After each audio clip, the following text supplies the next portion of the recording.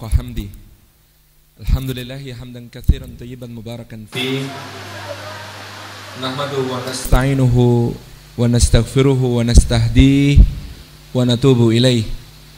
Wa la na'budu illa iyyahu wa natawakkalu alaih. Allahumma fasalli wa sallim wa barik ala sayyidina wa habibina wa syafi'ina wa maulana Muhammadin wa ala alihi wa ala ashabihi wa dzurriyyatihi wa man tabi'ahum bi ihsanin ila yaumina hadza wa ba'di.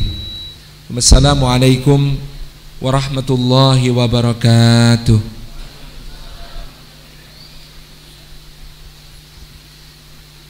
Puji syukur kehadirat Allah Subhanahu wa taala atas limpahan karunia-Nya.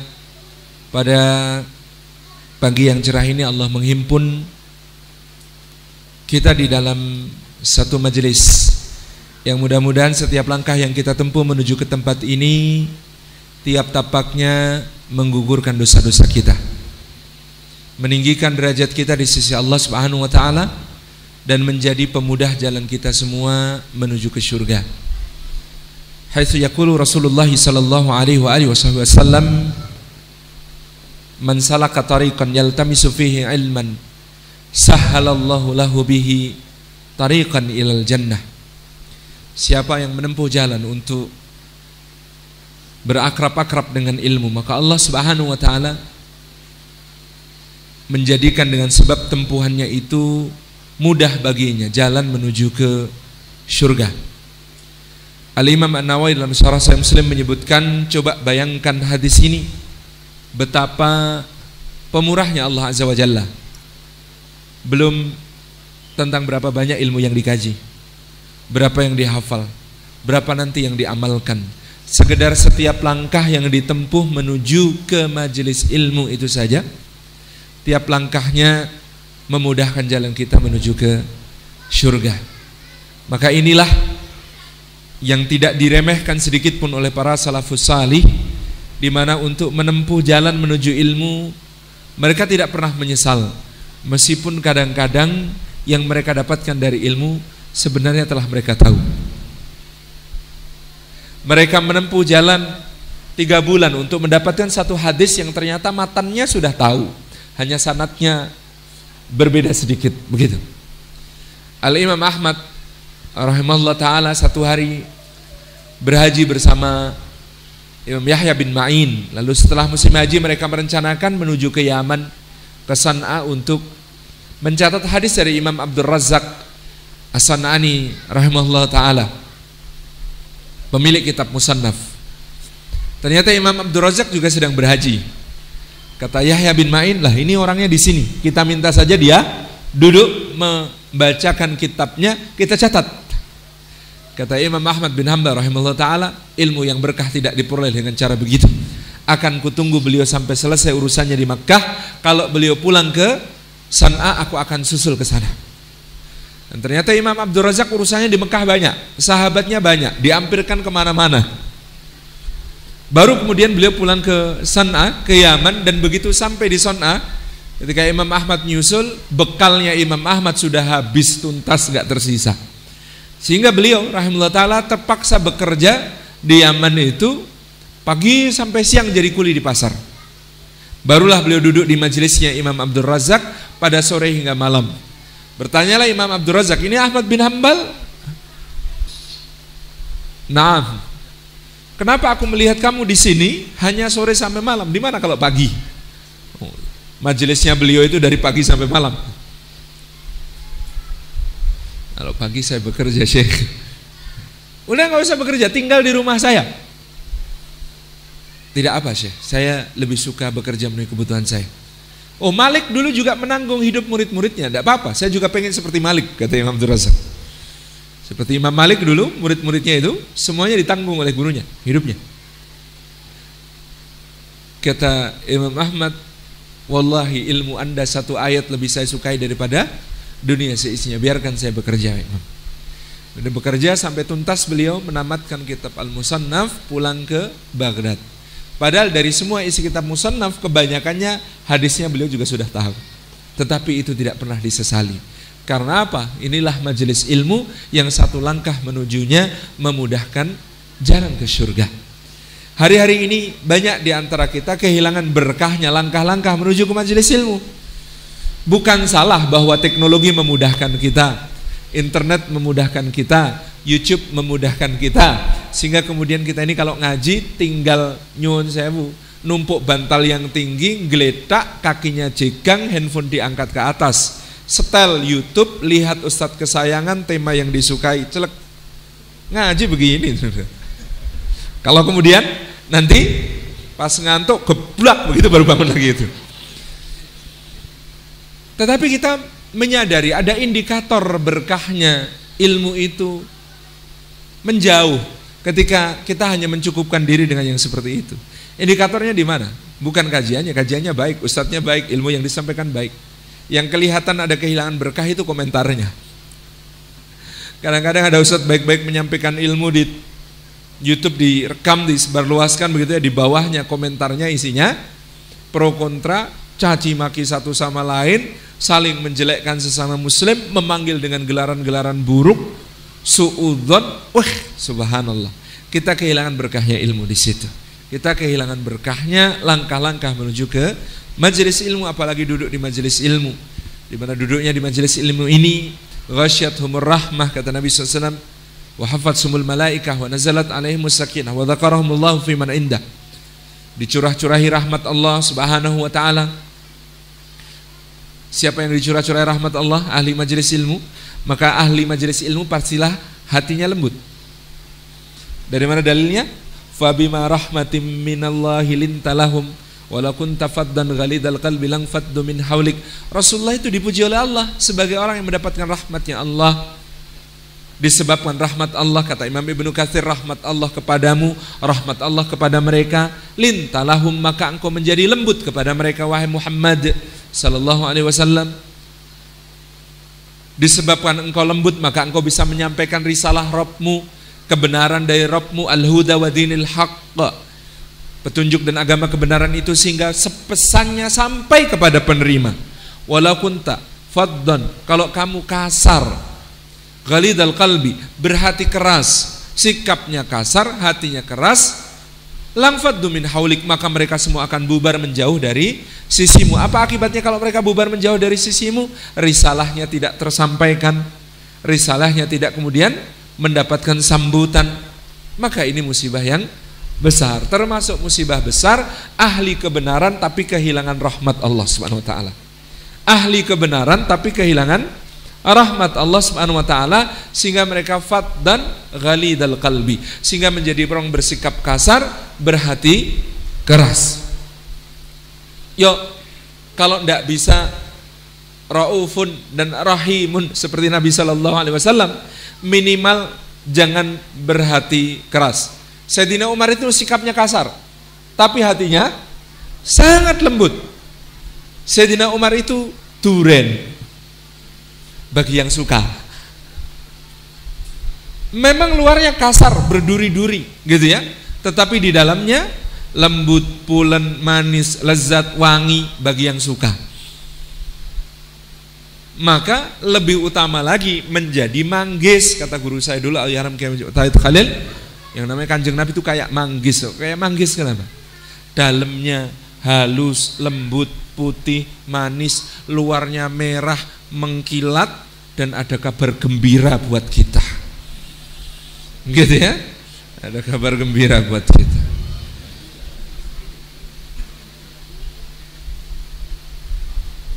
Yang repot kalau jadi dondong.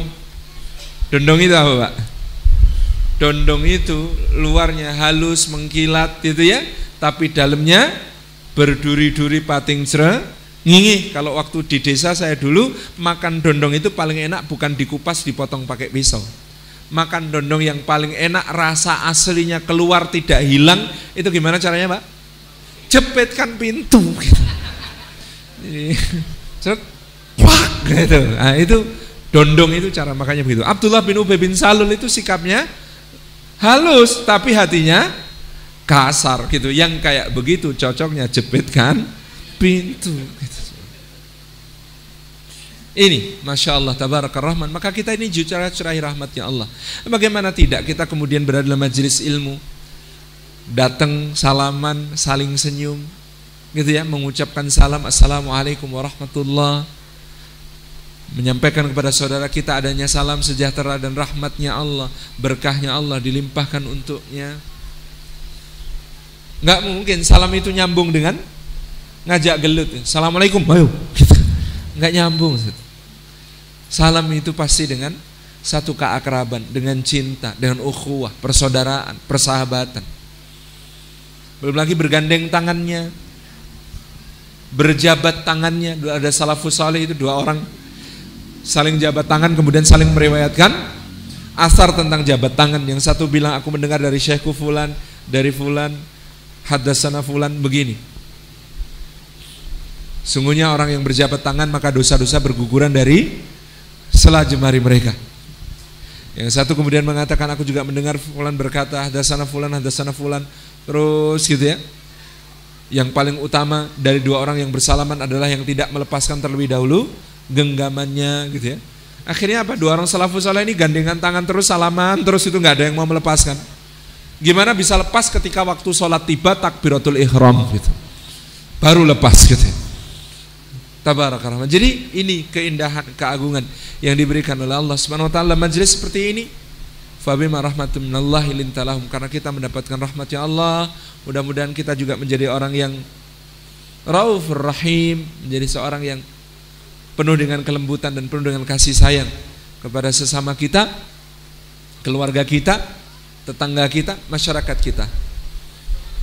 Maka inilah Nabi yang dijuluki Nabiur Rahmah. Wa ma arsalnaka illa rahmatan lil alamin. Jadi kalau terminologi Islam rahmatan lil alamin itu keliru sebenarnya.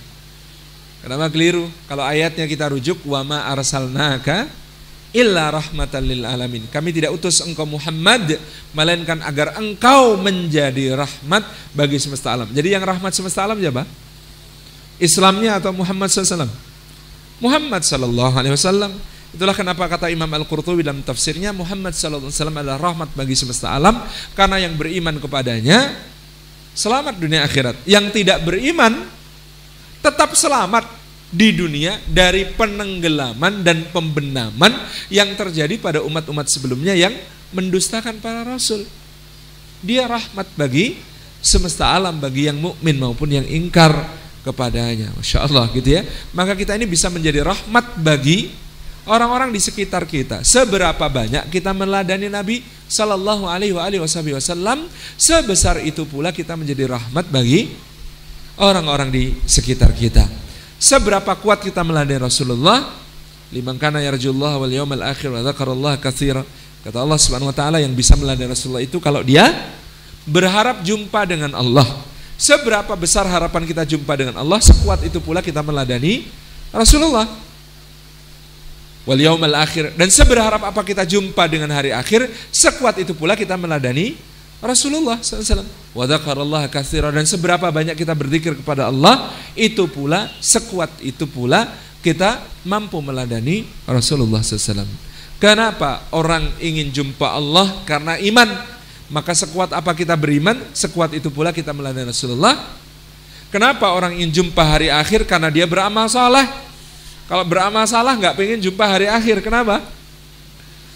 Tanggung jawabnya repot gitu. Kalau beramal soleh maka dia berharap jumpa hari akhir. Maka seberapa banyak kita beramal soleh, sebesar itu pula kita meladani Rasulullah SAW. Wa dzakarallaha katsira, dan orang berzikir kepada Allah karena cinta kepada Allah. Mengingat-ingat dalam hati itu karena cinta. Maka in kuntum tuhibbunallaha fattabi'uni yuhibbukumullahu wa yaghfir lakum dzunubakum. Karena itulah yang mampu mengittiba Nabi SAW, meneladani Nabi SAW adalah yang kemudian dia mencintai Allah Subhanahu wa taala. Wasyatumur rahmah wafat sumul malaika, dinaungi sabset malaikat. Ketika kemudian malaikat-malaikat itu nanti menghadap Allah, mereka tidak akan beranjak dari sisi Allah sebelum ridha dengan apa yang diberikan oleh Allah Subhanahu wa taala kepada yang dinaunginya di dalam majelis itu, sehingga mereka menjadi pembela-pembelanya di hadapan Allah Subhanahu wa taala. Wa nazalat alaihimus sakinah, ketentraman turun kepada yang bermajelis ilmu. Ala bidzikrillah tatmainnul qulub, karena memang hati hanya tentram dengan mengingat Allah, sementara majelis seperti ini adalah majelis untuk mengingat Allah, mengingat bahwa Allah lebih besar dari semua masalah kita, dari semua kesedihan kita, dari semua kekhawatiran kita. Maka ala inna auliya Allahi la khaufun alaihim walahum yahzanun. Kekasih-kekasih Allah itu tidak ada ketakutan, khawatiran, dan tidak ada mereka itu bersedih hati karena mereka tahu Allah lebih besar dari semua persoalannya, Allah lebih besar dari semua masalahnya. Dan wa dzakarahumullahu fi man indah, ini yang kita harapkan sesuai dengan tema kita, bagaimana kekasih-kekasih Allah Subhanahu wa taala yang tersembunyi. Mudah-mudahan kita ini lebih terkenal di langit daripada di bumi. Karena Allah menyebut-nyebut nama kita. Karena Allah mengenalkan kita kepada para malaikatul muqarrabin. Karena Allah menyebut-nyebut nama kita di hadapan para makhluk-makhluknya yang mulia. Jadi senangnya kita bermajelis ilmu ini karena Allah nyebut-nyebut kita. Lawang disebut sama ketua RT saja kadang bangga, disebut sama lurah saja kadang bangga, disebut sama wali kota, bupati saja kadang bangga, disebut presiden di acara kenegaraan dengan penuh pujian saja bangga, apalagi disebut oleh Rabb semesta alam, diperkenalkan kepada kekasih-kekasih yang ada di sisinya. Maka kita ini ingin terkenal di langit, gitu, bumi ujian. Kayak saya ini sudah repot, sudah terlanjur antum kenal saya. Nah, ada ceritanya lagi At-Taqi Al-Khafi. At-Taqinya dipertanyakan, Al-Khafinya babar blas gitu. Sudah gitu ya. Sayyidina Mu'ad bin Jabal itu menangisi karena beliau masyhur, terkenal, kemana-mana orang kenal gitu ya. Mau jadi At-Taqi Al-Khafi yang dipuji-puji Rasulullah SAW, orang takwa yang tersembunyi ini udah gak bisa lagi. Maka ini yang perlu kita inginkan kepada diri kita, anak-anak kita, kalau bisa jadi orang takwa dan tersembunyi. Kalaupun terkenal, kalau bisa terkenalnya sesudah mati. Nabiullah Ibrahim alaihissalam itu ketika beliau masih hidup, yang kenal berapa orang? Yang kenal Ibrahim alaihissalam ketika dia masih hidup itu berapa orang? Banyak gak kira-kira?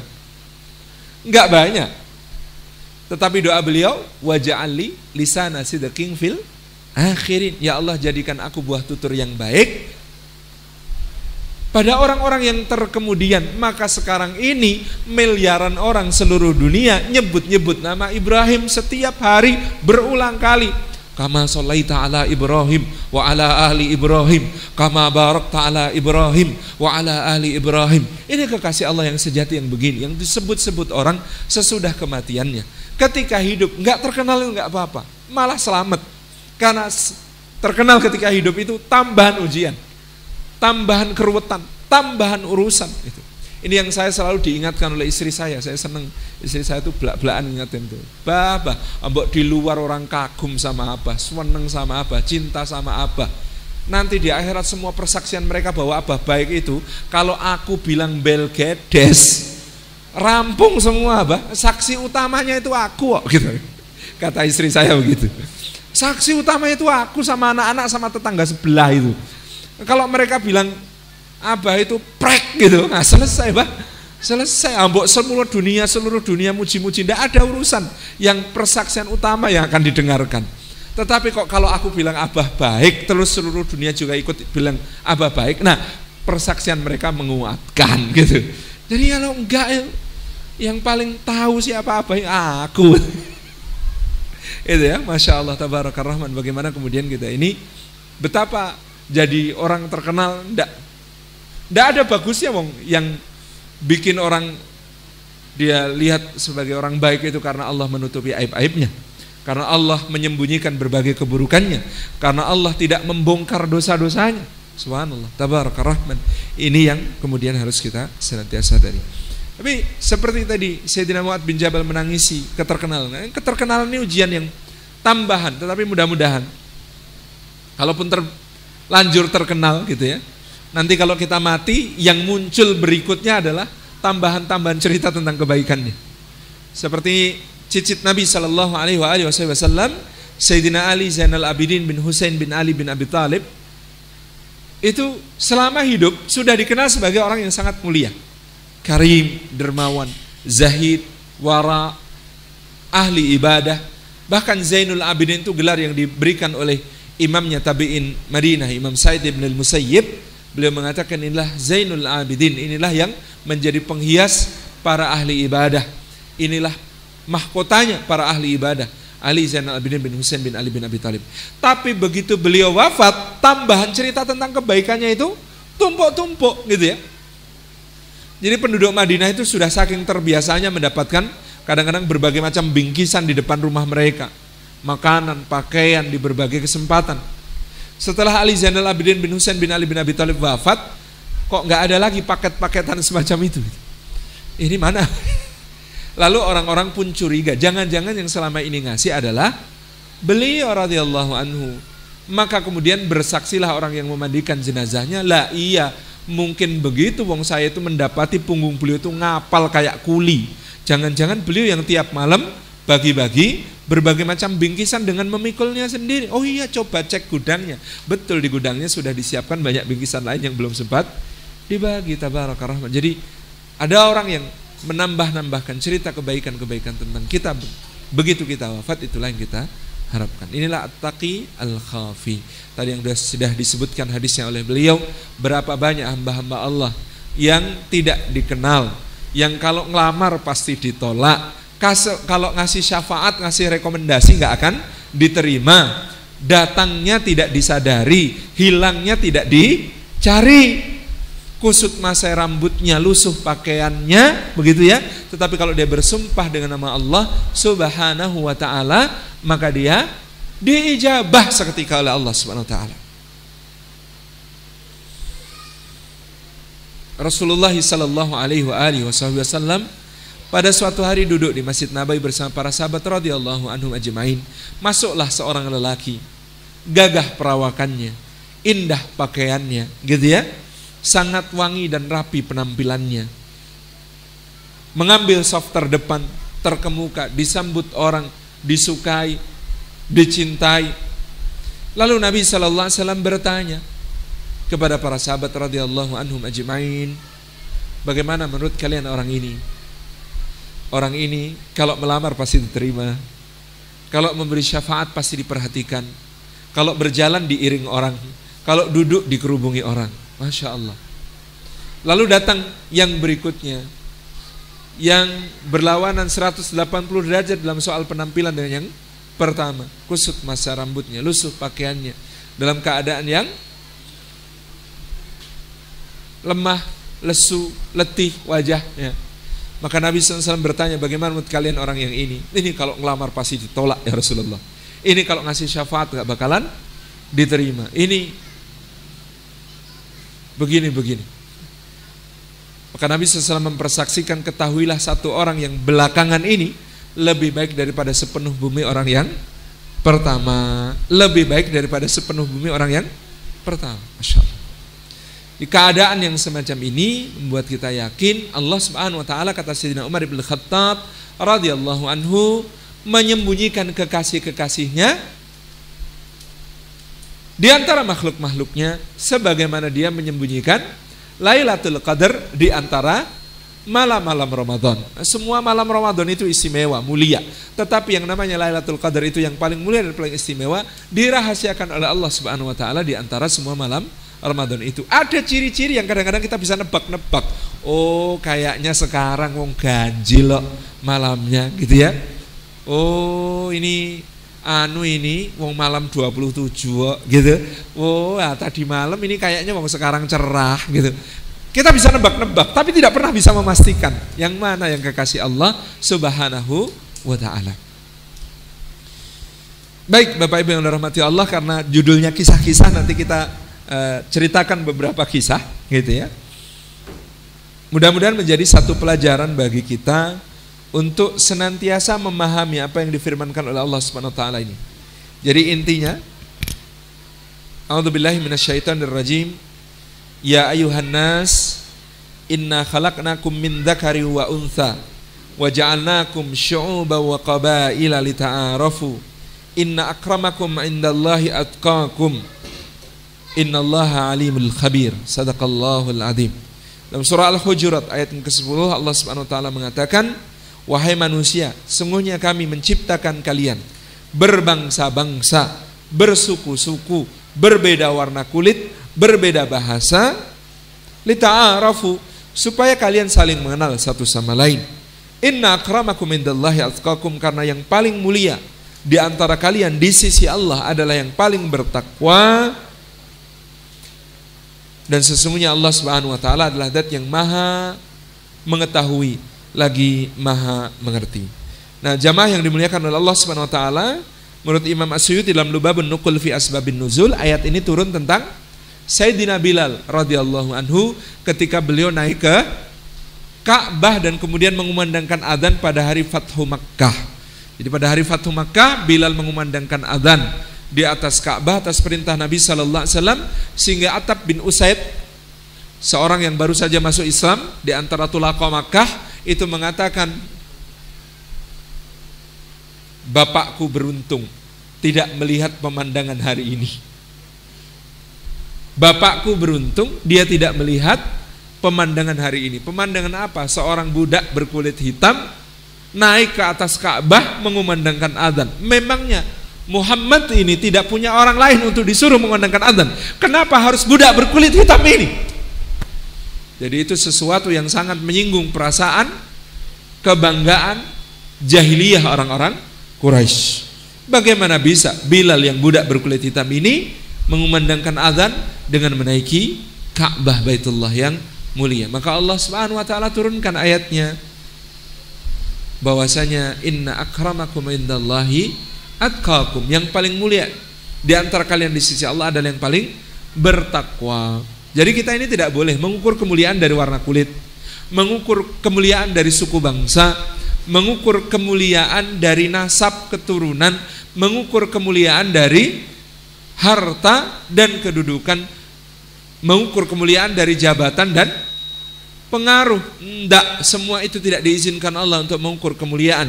Satu-satunya ukuran kemuliaan yang diizinkan Allah Subhanahu wa taala adalah takwa. Tetapi kan kita harusnya mengukur kemuliaan dengan takwa. Lah kok sayangnya takwa itu nggak ada displaynya di wajah. Kan kita jadi enak kalau takwa itu ada displaynya di wajah, kayak display baterainya kurang berapa persen gitu. Kita misalnya kita ini display di wajah kita 65 angkanya gitu. Kita lihat ada orang angkanya 85, oh Masya Allah beliau lebih mulia daripada saya. Level takwanya 85, saya 65. Nah itu kita cium tangan, kita peluk-peluk, Anda lebih mulia daripada saya. Lalu kita punya 65, kita lihat ada orang lewat cuma level takwanya 45 gitu ya. Ya kita rangkul, Allah mas mudah-mudahan dikarunia takwa yang semakin banyak gitu ya. Karena ukuran kemuliaannya adalah takwa, yang diizinkan Allah cuma takwa. Lah tapi kok ternyata satu-satunya ukuran kemuliaan yang diizinkan Allah itu ternyata disembunyikan di dalam dada. At-taqwa hahuna, kata Nabi SAW, takwa itu di sini, disembunyikan oleh Allah di dalam dada, sehingga yang tahu hanya Allah Subhanahu wa taala tentang siapa yang lebih takwa di antara hamba-hambanya. Fala tuzakku anfusakum, jangan kalian mensuci-sucikan diri kalian sendiri, karena Allah lebih tahu tentang apa-apa yang ada di dalam dada kalian semuanya, gitu kan? Nah ini kan jadi repot. Katanya nggak boleh ngukur dengan selain takwa. Lah takwa yang boleh dipakai ngukur malah disembunyikan. Piye toh? Kan kalau kita jadi manusia ngeyelan begitu. Piye toh? Nah tetapi itu bermakna, kata para ulama, cuma dua hal. Satu, berjuanglah selalu untuk menjadi hamba yang bertakwa. Yang kedua, jangan pernah meremehkan orang.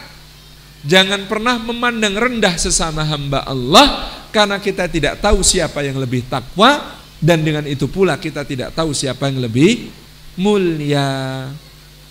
Maka ada kisah tentang Sayyidina Julaibib radhiyallahu anhu. Dari namanya saja sudah mencurigakan sekali yang namanya Julaibib, karena kata Jalabib atau Julaibib ini maknanya orang hina dina, sudah dari sononya. Apalagi nasib terlihat, nasabnya tidak diketahui. Itu aib terbesar bangsa Arab itu kalau tidak punya nasab. Bapak sopo ora cetha gitu ya, simbahnya nggak ketahuan, nggak punya nasab. Dan dia seorang yang berkulit hitam dengan beberapa cacat di tubuhnya yang membuat orang mungkin ngeri memandangnya. Itulah Julaibib radhiyallahu anhu. Pada suatu hari Nabi SAW keluar dari masjid berjumpa dengan Julaibib. Maka Rasulullah tersenyum dan berkata kepada Julaibib, "Ya Julaibib." "Ya Rasulullah." kamu nggak nikah Julaibib? Rasulullah bercanda, siapa yang mau punya menantu kayak saya? Rasulullah cuma senyum. Hari berikutnya Rasulullah tanya lagi, hei Julaibib. Iya ya Rasulullah. Nggak nikah kamu Julaibib? Aduh ya Rasulullah, siapa yang mau sama saya? Hari berikutnya Nabi SAW kemudian bertemu lagi dengan Julaibib. Bertanyalah beliau kepada Julaibib radhiyallahu anhu, hei Julaibib, iya ya Rasulullah, nggak nikah kamu Julaibib? Waduh ya Rasulullah, mana ada yang mau punya menantu macam saya, mana ada yang mau punya suami kayak saya. Nabi SAW kemudian menggandeng tangan Julaibib, ayo ikut aku. Kemana ya Rasulullah? Katanya mau nikah, yuk.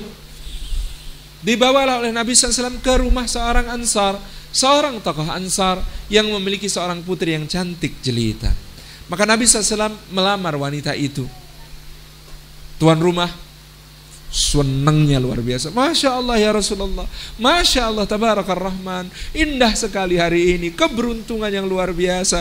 Bagaimana tidak Rasulullah SAW melamar putri kami akan punya menantu semacam engkau ya Rasulullah. Ini sungguh sebuah hal yang sangat membahagiakan gitu. Kata Nabi SAW, bukan untukku. Oh, terus untuk siapa ya Rasulullah? Untuk Julaibib. Dieng gitu. Bapak dan ibu gadis ini seperti dihantam palu godam hatinya. Tidak menyangka bahwa Nabi SAW akan mengarahkan agar putrinya menikah dengan Julaibib, orang yang paling dipandang hina oleh seluruh orang Madinah. Bahkan beberapa tokoh Madinah itu sampai mengatakan, kalau Julaibib berani masuk ke majelis kita, akan aku lakukan hal yang mengerikan kepadanya. Saking tidak diridhoinya untuk masuk ke majelis orang-orang terhormat. Itu Julaibib. Maka kata bapak dan ibu itu kemudian, ya Rasulullah, tidak adakah pilihan lain? Seberat itukah yang harus kami tanggung? Wah, dramatis sekali gitu ya. Kemudian gadis ini mendengar apa yang dikatakan oleh ayah dan ibunya. Wahai ayah dan ibu, kata gadis ini, iya nak, bagaimana nak? Coba, siapakah yang memerintahkan agar aku menikah dengan Julaibib? Kata ayah dan ibunya, tentu saja Rasulullah SAW. Nah, kata putrinya yang salihah ini, kalau Rasulullah SAW yang memerintahkan, apakah menurut kalian akan ada keburukan di balik perintah itu? Dek, bapak ibunya kaget. Anaknya lebih solehah, anaknya lebih baik, anaknya lebih taat kepada Allah dan Rasulnya. Maka kemudian mereka tidak punya pilihan lain karena gadis itu ridho kepada Julaibib. Mereka pun dinikahkan. Tetapi Allah Subhanahu wa ta'ala memang mengetahui seberapa kadar ujian bagi hambanya. Gadis solihah ini sudah lulus ujian tahap pertama, yaitu maukah dinikahkan dengan Julaibib. Nah, ujian tahap berikutnya kayaknya berat sekali, yaitu berumah tangga dengan Julaibib. Maka Allah Subhanahu wa ta'ala menakdirkan hari itu Rasulullah SAW mengumumkan keberangkatan untuk jihad fisabilillah. Maka berangkatlah mereka untuk berjihad fisabilillah. Julaibib langsung pamit kepada istrinya, aku berangkat dulu, maafkan aku, di hari pernikahan kita aku meninggalkanmu. Berangkat Julaibib bersama Nabi SAW dan para sahabat ke medan tempur. Selesai peperangan, Rasulullah bertanya, apakah kalian kehilangan seseorang? Kata para sahabat dengan mantap dan serempak, siap, tidak ya Rasulullah. Rasulullah bertanya lagi, apakah kalian kehilangan seseorang? Mulai tengok-tengokan. Tidak ya Rasulullah. Masih tidak. Nabi SAW bertanya untuk yang ketiga kalinya, apakah kalian kehilangan seseorang? Para sahabat sudah kasak kusuk, siapa? Enggak ada. Enggak ada. Iya, saya juga enggak merasa siapa. Enggak ada. Semua bilang enggak ada. Enggak ya Rasulullah. Nabi SAW bersabda, tapi aku kehilangan Julaibib. Maka para sahabat segera ingat, oh iya, Julaibib, mana Julaibib? Ini coba bayangkan, bahkan di tengah sahabat saja mereka tidak menyadari kehadirannya, tidak merasa kehilangan jika dia tidak ada. Tabarakar Rahman. Di mana? Cari, ketemu dengan kondisi jasad beliau terluka parah di bagian depan, beliau telah gugur syahid, tidak ada satu anak panah pun yang menancap dari belakang. Artinya beliau tidak pernah melarikan diri dari medan tempur. Maka digalilah liang lahat untuk memakamkan Julaibib. Rasulullah SAW turun ke bawah untuk yang menjadi meletakkan jenazah itu ke tempatnya. Maka kemudian ketika jenazah itu diletakkan di tempatnya, Rasulullah SAW mengecup dahinya dan berkata, aku bagian dari dirimu, engkau bagian dari diriku. Kata sahabat radhiyallahu anhum ajma'in, hari itu tidak ada yang lebih membuat kami cemburu melainkan Julaibib. Betapa inginnya kami semua menggantikan polisi Julaibib, dikecup oleh Rasulullah, kemudian dikatakan, aku bagian dari dirimu, engkau bagian dari diriku. Masya Allah, tabarakar rahman. Maka kalau bapak ibu punya anak kok low profile, tidak suka menonjolkan diri, tidak suka tampil-tampil, jangan sedih pak. Bakat jadi at-taqi al-khafi, bakat jadi orang takwa tersembunyi. Dari 10 sahabat yang dijamin ke surga, 10 sahabat yang dijamin ke surga, semuanya orang terkenal pak. 9 orang terkenal, kecuali 1 orang, namanya Sa'id bin Zaid radhiyallahu anhu. Orang kenalnya, dia adik ipar Umar bin Khattab sekaligus sepupunya. Tapi di mana riwayat yang menceritakan tentang kiprahnya itu di mana? Coba nyari-nyari di dalam Sirazat, nyari cerita tentang kiprahnya Sayyidina Sa'id bin Zaid radhiyallahu anhu, di mana coba ketemunya? Yang lain semuanya terkenal.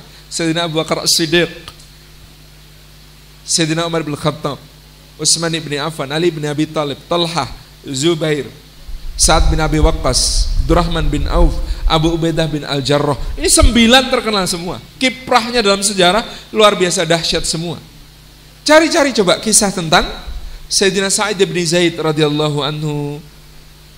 Cerita tentang beliau itu, satu, biasanya yang paling terkenal adalah cerita tentang masuk Islamnya Sayyidina Umar bin Khattab. Jadi apa beliau diceritai itu? Jadi pelengkap penderita. Ngapain? Sayyidina Umar mau membunuh Rasulullah, dibelokkan oleh seseorang yang mengkhawatirkan Rasulullah, dibelokkan ke rumah adiknya. Kamu ngapain ngurusin Muhammad? Adikmu saja masuk Islam, ikut agamanya Muhammad. Aib kalau kamu mau bunuh Muhammad tapi ternyata adikmu pengikut Muhammad. Beuh, masa, kata Umar. Iya, coba saja dia sama suaminya Sa'id bin Zaid sudah masuk Islam. Datang Umar ke rumahnya Fatimah binti Al-Khattab. Begitu sampai depan rumah tertegun sesaat karena di dalam terdengar suara bacaan Al-Quran. Ada murabbinya datang, namanya Khabbab ibn al-Arat, sedang mengajari keluarga itu Al-Quranul Karim. Begitu tahu di luar rumah ada seseorang, berhenti ngajinya. Ketika berhenti ngajinya, tertegunnya Umar lepas. Lalu kemudian dia sedang gedor pintu, buang, Fatimah buka pintunya. Khabbab ibn al-Arat itu dengar suara Sayyidina Umar bin Khattab, masuk ke kolong sembunyi. Semua orang takut pada Umar zaman itu. Fatimah dan suaminya Sa'id bin Zaid membukakan pintu. Begitu Umar masuk, langsung dia tampar adiknya, plak, gitu kan. Kemudian Sa'id bin Zaid yang berusaha membela istrinya kena tonjok, buar, gelangsar, pipinya pecah, giginya patah, berdarah mukanya. Nah, itu cerita tentang Sa'id bin Zaid sampai di situ. Apa? Gelangsar, pipinya pecah, giginya patah. Radhiyallahu anhu. Cerita yang lain, nanti pada suatu hari ada seorang wanita yang mencuranginya dalam soal batas tanah patok batas tanah. Digeser sama wanita itu sehingga memakan tanahnya Sa'id bin Zaid. Maka diadukan ke pengadilan, di pengadilan dia nggak bisa ngajukan saksi, dia kalah. Di pengadilan dia itu kalah, pelengkap penderita lagi itu. Kemudian dia berdoa, ya Allah, kalau wanita ini jujur dan adil di dalam gugatannya, maka berkahilah dia. Kalau dia curang, mendolimi aku, maka binasakanlah. Begitu wanita itu pulang, sampai ke kebunnya, kerprosok masuk lubang, dipatok ular, mati. Khatam ceritanya.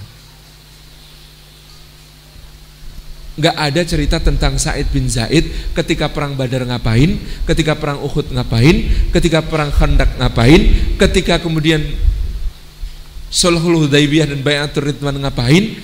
Ketika perang Khaybar ngapain? Ketika Fathu Makkah ngapain? Enggak ada ceritanya. Tabaraka Rahman. Low profile, at-taqi al-khafi.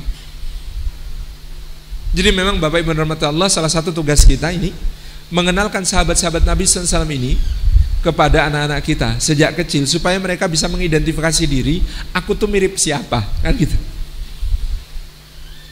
Saya dulu berpikir apa pentingnya hadis iqtadu billadaini min ba'di, ambillah qudwah dari dua orang sepeninggalku, Abi Bakrin wa Umar, yaitu Abu Bakar dan Umar. Terus saya pikir-pikir betul juga ya, Rasulullah memberikan hadis ini menjadi hikmah yang sangat besar buat kita. Maksud saya begini Pak, meskipun Rasulullah itu uswatun hasanah, tapi kita ini kalau dituntut langsung meladani Rasulullah kadang-kadang agak susah, rumit. Kenapa? Karena Kanjeng Nabi itu saking sempurnanya, kilau ke milo, itu bikin mata kita silau gitu. Susah mau meladani Rasulullah itu susah. Lah segala seginya sempurna begitu. Jadi bapak sempurna, jadi suami sempurna, jadi kakek sempurna, jadi tetangga sempurna, jadi anggota masyarakat sempurna, jadi pemimpin negara sempurna, jadi imam sholat sempurna, jadi mu'alim guru sempurna, jadi panglima perang sempurna, jadi apa? Semuanya sempurna. Mau meladainya gimana? Karakternya Nabi SAW itu bulat utuh sempurna. Itu agak susah diteladani. Tapi Rasulullah ternyata telah memberikan kepada kita jalan untuk meladani beliau dengan bersabda apa? Iqtadu billadaini min ba'di. Coba ambil qudwah dari dua orang sepeninggalku, Abu Bakar atau Umar. Kalau enggak Abu Bakar, ya Umar. Coba lihat umatnya Nabi Muhammad SAW. Itu karakternya kan kalau dibagi dalam dua garis besar, kalau enggak mirip Abu Bakar, ya mirip Umar. Iya. Sampean itu pasti mirip salah satu, mirip Abu Bakar atau mirip Umar. Mirip Abu Bakar yang lembut, gitu ya. Tapi teguh. Nah ini yang sering keliru. Bukan lemah lembut Abu Bakar itu. Abu Bakar itu kuat lembut. Lembut tapi teguh, Masya Allah, gitu ya. Gimana nggak teguh Abu Bakar yang lembut itu ketika peristiwa Isra Mi'raj? Orang-orang kafir Quraisy mengatakan, ya Abu Bakar, kami dulu bilang Muhammad gila tapi belum ada buktinya. Oh sekarang itu ada buktinya. Kata Abu Bakar, apa buktinya? Lah Muhammad bilang semalam dia di Baitul Maqdis pagi-pagi sudah cerita-cerita sama kita. Itu kalau nggak gini kan enggak gitu. Kata orang-orang Quraisy, kata Abu Bakar, apakah kalian mendengar sendiri Rasulullah SAW? Beliau bilang begitu. Bener. Dia bilang gitu, gila kan? Ya enggak, kata Abu Bakar. Kalau Nabi yang bilang begitu ya saya percaya. Kata orang itu. Enggak mungkin Abu Bakar, kamu pernah belum ke Baitul Maqdis? Pernah. Berapa lama perjalanan kalau pulang ke sini? Sebulan. Lah itu ngerti sebulan. Lah kok Muhammad bilang semalam dia masih Baitul Maqdis, paginya sudah di sini. Kok kamu percaya? Lah percaya, yang bilang beliau, masa saya enggak percaya? Gara-gara ngeyel ini Abu Bakar digebukin sampai pingsan di depan Ka'bah, diseret pulang ke rumah. Begitu siuman, apa yang ditanyakan pertama? Bagaimana keadaan Nabi Sallallahu Alaihi Wasallam? Kata orang-orang, Nabi baik, selamat, alhamdulillah. Bagaimana keadaanmu sendiri? Kalau Nabi SAW selamat, semua baik-baik saja. Ini Abu Bakar As-Siddiq radhiyallahu anhu. Makanya kita ini kuat gitu dan lembut. Abu Bakar As-Siddiq, orang lembut kalau nggak hati-hati jadi lembek. Iya kan? Ini lembut orangnya. Ternyata setelah didalami lebih jauh bukan lembut itu, lembek. Apa-apa yahyo nggak bisa bilang tidak gitu. Selembut-lembutnya Abu Bakar bilang tidak ya tidak gitu ya. Tapi bagaimana kemudian beliau berkokoh dengan keputusannya untuk memerangi orang-orang yang menolak membayar zakat, umat saja sampai terheran-heran. Lah seluruh penjuru dunia sedang memusuhi Islam. Romawi menyiapkan pasukan, Persia menggelar latihan perang gitu ya. Orang-orang Yaman keluar dari Islam, Al-Aswad Al-Ansi jadi nabi palsu, Musailimah Al-Kadzab mendirikan kerajaannya di Yamamah dengan wahyu-wahyu palsu. Semua Bani Tamim, Fazaroh banyak yang murtad. Lah kok ini cuma menolak bayar zakat mau diperangi. Lu koncone njuk sapa lek gitu. Kata Sayyidina Umar, kalau semua kau perangi ya Khalifah Rasulullah, kita mau sama siapa? Oh itu kamu perangi itu orang yang cuma nolak bayar zakat loh, masih sholat loh, kata Umar, masih sholat ya Khalifah Rasulullah, mereka itu masih sholat. Kata Abu Bakar apa? Umar, nggak tahu apa?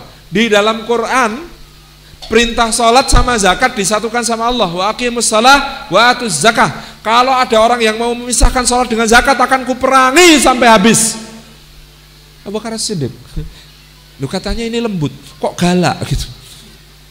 Kalau sudah dituntut untuk menjadi teguh, Abu Bakar As-Siddiq yang paling teguh. Abu Bakar itu tahu kapan sedih, kapan jangan sedih.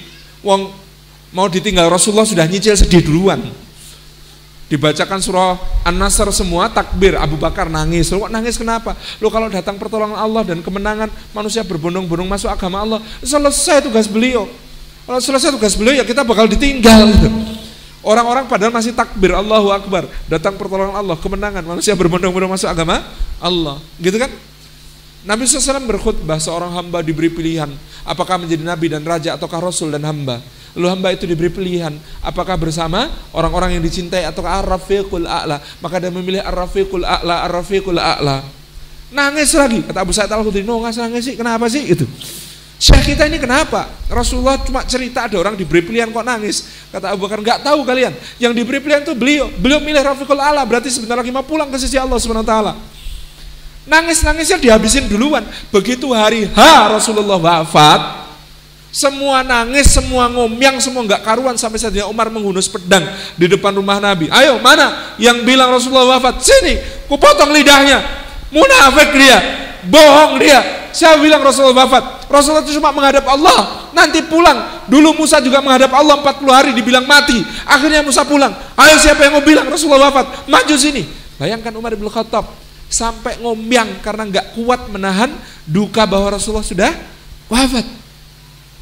Insyaallah Abu Bakar datang tenang gitu ya. Kenapa? Sedihnya sudah nyicil, udah habis gitu. Masuk ke rumah Rasulullah, dicium wajah Rasulullah SAW. Alangkah wanginya engkau ketika hidup, alangkah wanginya ketika engkau sudah mati. Kalau Allah memang telah mematikanmu, dia tidak mungkin mengumpulkan dua ajal bagimu. Inilah engkau ya Rasulullah. Keluar, Umar duduk, wapa, itu masih ngomong terus gitu.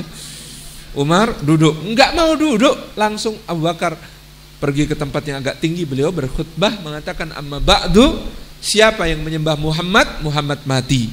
Siapa yang menyembah Allah, Allah hidup kekal. Wa ma Muhammadun illa rasul qad khalat min qablihi rusul afa immata au qutilan qalabtum ala aqabikum wa may yanqalib ala aqibaihi fala yadurullah syai'a wa sayajzillahu syakirin. Kata Umar, seakan-akan ayat itu baru turun ketika dibaca Abu Bakar. Luruh Umar, pedangnya jatuh, dia terduduk lemes, kemudian baru menangis dengan tangisan sadar bahwa Rasulullah benar-benar sudah wafat. Itu lembut, teguh. Ceritakan Abu Bakar pada anak-anak kita. Siapa tahu anak-anak kita kemudian nanti bilang, aku tuh mirip Abu Bakar. Kalau sudah seneng mirip Abu Bakar, dia itu nanti nggak perlu kita bacain ceritanya Pak, googling sendiri, nyari-nyari sendiri, nyari bukunya sendiri, baca sendiri. Kenapa? Karena identifikasinya sudah dapat. Aku tuh mirip Abu Bakar. Bacakan cerita Umar. Oh, aku tuh mirip Umar, kenapa? Buala rek aku rek. Kayak Umar keras, kayak Umar kasar, tapi hatiku lembut. Aku penyayang, aku tuh sayang sama adikku. Aku tuh sayang sama tetanggaku yang miskin. Aku tuh sayang sama ibu yang merebus batu, gitu. Tabaraka Rahman Umar. Wah, aku tuh kayak Utsman, apanya Dek? Aku pemalu. Utsman pemalu. Tapi pemalunya diikuti kedermawanan. Oh, aku tuh kayak Ali bin Abi Thalib. Apanya Dek? Suka bercanda, kelakar, isi going. Sayyidina Ali kan bercandaan, meskipun bercandanya asyik gitu. Ada orang Khawarij kan memang bikin onar, datang kepada beliau, ini gimana ini? Zaman Abu Bakar dan Umar keadaan damai tentram, ketika kau yang jadi khalifah keadaan kacau. Kata Sayyidina Ali bin Abi Thalib, iya, wong zaman Abu Bakar dan Umar rakyatnya kayak saya, lah zaman saya rakyatnya kayak kamu. Kan kena gitu jawabannya gitu.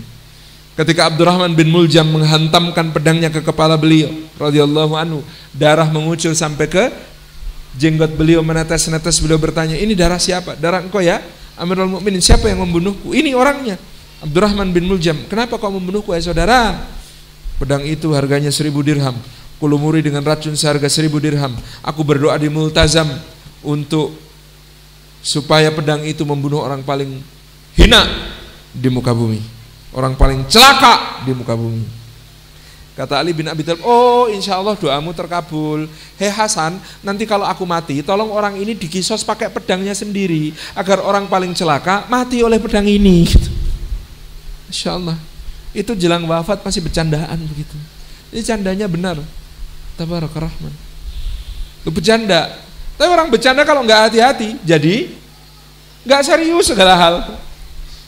Tapi Sayyidina Ali itu banyak bercanda, tapi kalau sudah urusan serius, paling serius. Lo top skor perang Badar, perang Uhud, sampai perang Khandaq siapa? Ali bin Abi Thalib, top skornya bunuh musuh, beliau.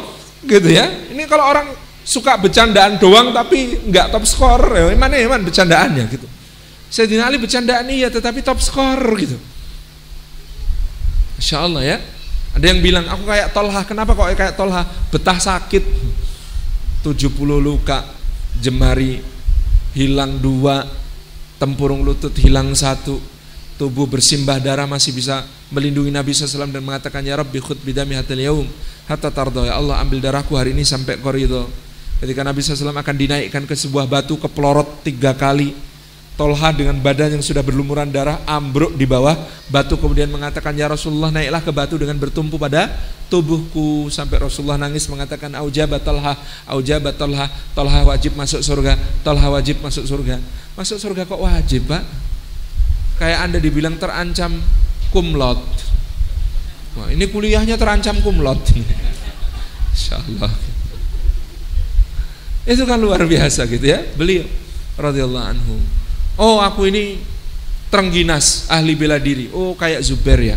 Oh aku ini bad boy tapi anak mama. Oh kayak Sayyidina Sa'ad bin Abi Waqqas ya. Sa'ad bin Abi Waqqas itu kan bad boy, dalam arti beliau mengatakan padahal anak bangsawan tapi bergaulnya sama orang-orang gelandangan, sama orang-orang terpinggirkan, sama budak-budak. Sayyidina Sa'ad bin Abi Waqqas itu. Dan beliau mengatakan aku adalah orang ketiga yang bersyahadat dan aku adalah orang pertama yang menumpahkan darah di jalan Allah. Lah digangguin sebagai seorang muslim, orang mukmin, umur lagi belasan tahun, emosi ke bawah, pats di bawahnya ada tulang rahang unta, saut samplokkan kepada orang yang gangguin dari orang kafir Quraisy itu, berdarah-darah, jempling-jempling itu yang disamplok gitu ya. Bad boy kalau di luar, di rumah anak mama, ibunya mau kok makan nggak tegaan, tunggu nih, bu makan bu makan toh bu gitu. Sampai 3 hari tabarakallah Rahman. Baru kemudian setelah itu dia mengatakan, ibu kalau ibu punya 100 nyawa, keluar satu persatu dan Anda dipaksa menyaksikan sakratul maut ibu yang sangat menyakitkan, tapi kalau itu ditujukan untuk membuat Anda meninggalkan Muhammad sallallahu alaihi wasallam dan agamanya, wallahi ibu enggak akan saya lakukan. Tapi inilah anandamu di sini di sisimu membujuk ibu untuk makan, makanlah bu. Sampai akhirnya ibunya yang kalah, sampai akhirnya ibunya yang luluh. Tabarakallah Rahman. Abdurrahman bin Auf, good boy, sejak kecil rajin belajar gitu ya, tekun berlatih, jadi pedagang juga kemudian, masya Allah. Abu Ubaidah bin Al-Jarrah amanah, lisannya amanah, akuntansinya amanah, gitu ya, jadi panglima amanah, segala urusan amanah. Umar bin Khattab itu pernah nyuruh budaknya, ini tolong antar ke Abu Ubaidah 4.000 dirham, 280 juta rupiah Pak, 40.000 dirham, 4.000 dirham, bawa ke Abu Ubaidah, jangan langsung pulang, nanti perhatikan apa yang lakukan Abu Ubaidah dengan uang ini. Itu diantar sampai ke sana, Abu Ubaidah langsung bilang kepada budaknya, ayo bantu aku bagi-bagi, dibagi-bagi langsung, habis tidak bersisa. Budak Umar lapor, ya Amirul Mukminin begini-begini. Umar menangis, meneteskan air mata. Segala puji bagi Allah yang telah membuktikan bahwa prasangka baikku kepada sahabatku benar. Enggak mungkin Abu Ubaidah dikasih kok dipek dewek, ini enggak mungkin. Pasti dibagi-bagi sampai habis, dan itu yang terjadi. Nah, yang terakhir dari Sa'id bin Zaid. Oh, hanya diceritakan Sa'id bin Zaid lihat kepada anak kita, yuk kamu itu dek, enggak harus jadi yang tampil-tampil tuh, enggak harus. Jadi orang yang dahsyat-dahsyat dudeng-dudeng di depan enggak harus. Lawang yang low profile enggak pernah kelihatan ceritanya juga bisa jadi ahli surga yang dijamin oleh Rasulullah sallallahu alaihi wa alihi wasallam. Aman dek, aman itu.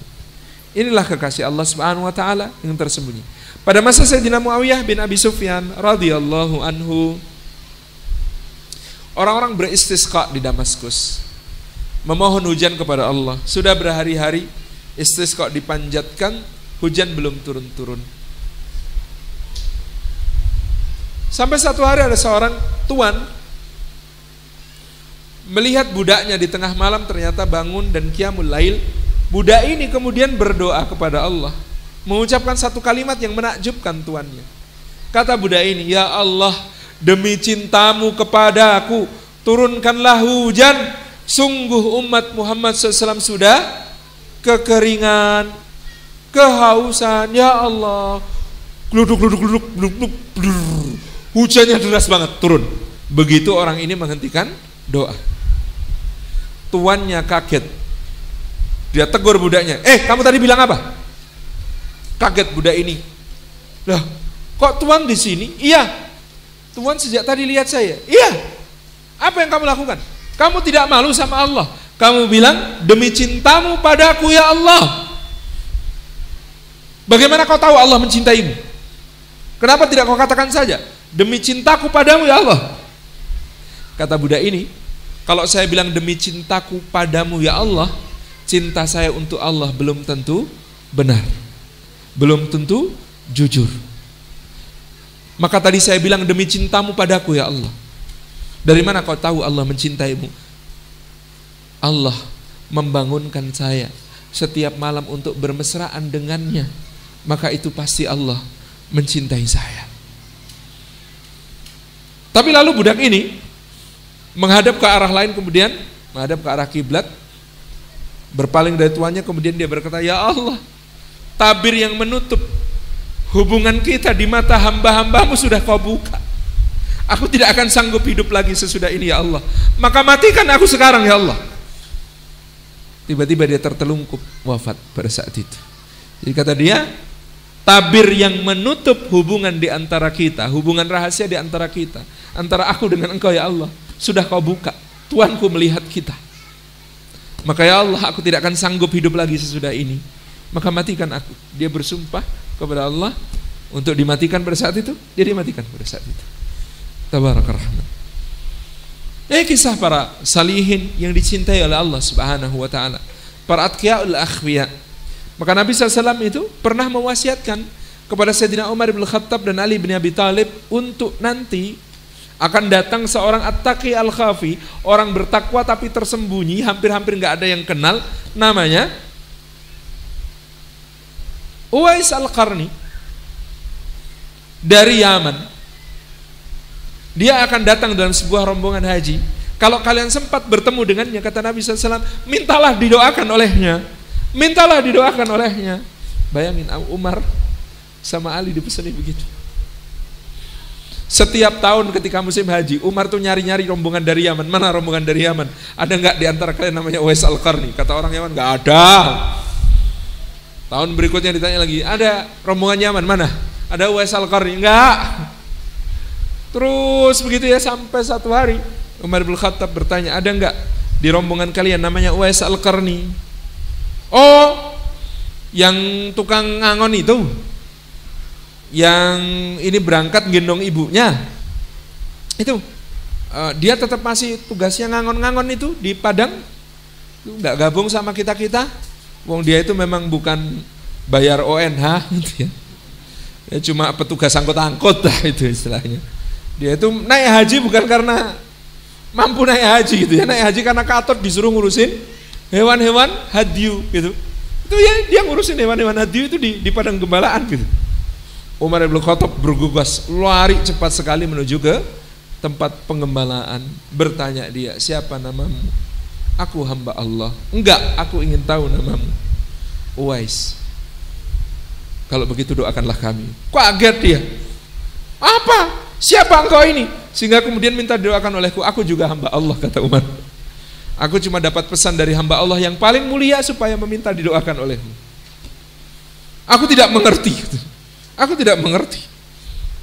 Lalu Umar bercerita, Rasulullah SAW menyebut Uwais al-Qarni, seorang hamba yang dicintai Allah Subhanahu wa ta'ala, yang berasal dari negeri Yaman, yang tidak dikenal orang, yang dia akan datang pada suatu musim haji. Maka jika kalian bertemu dengannya, mintalah doa kepadanya. Maka Uwais ini bertanya, siapa kau? Jujur, siapa kau? Aku Umar. Amirul Mukminin. Bala. Tidak, demi Allah, sesudah ini jangan pernah bercerita tentang diriku kepada siapapun.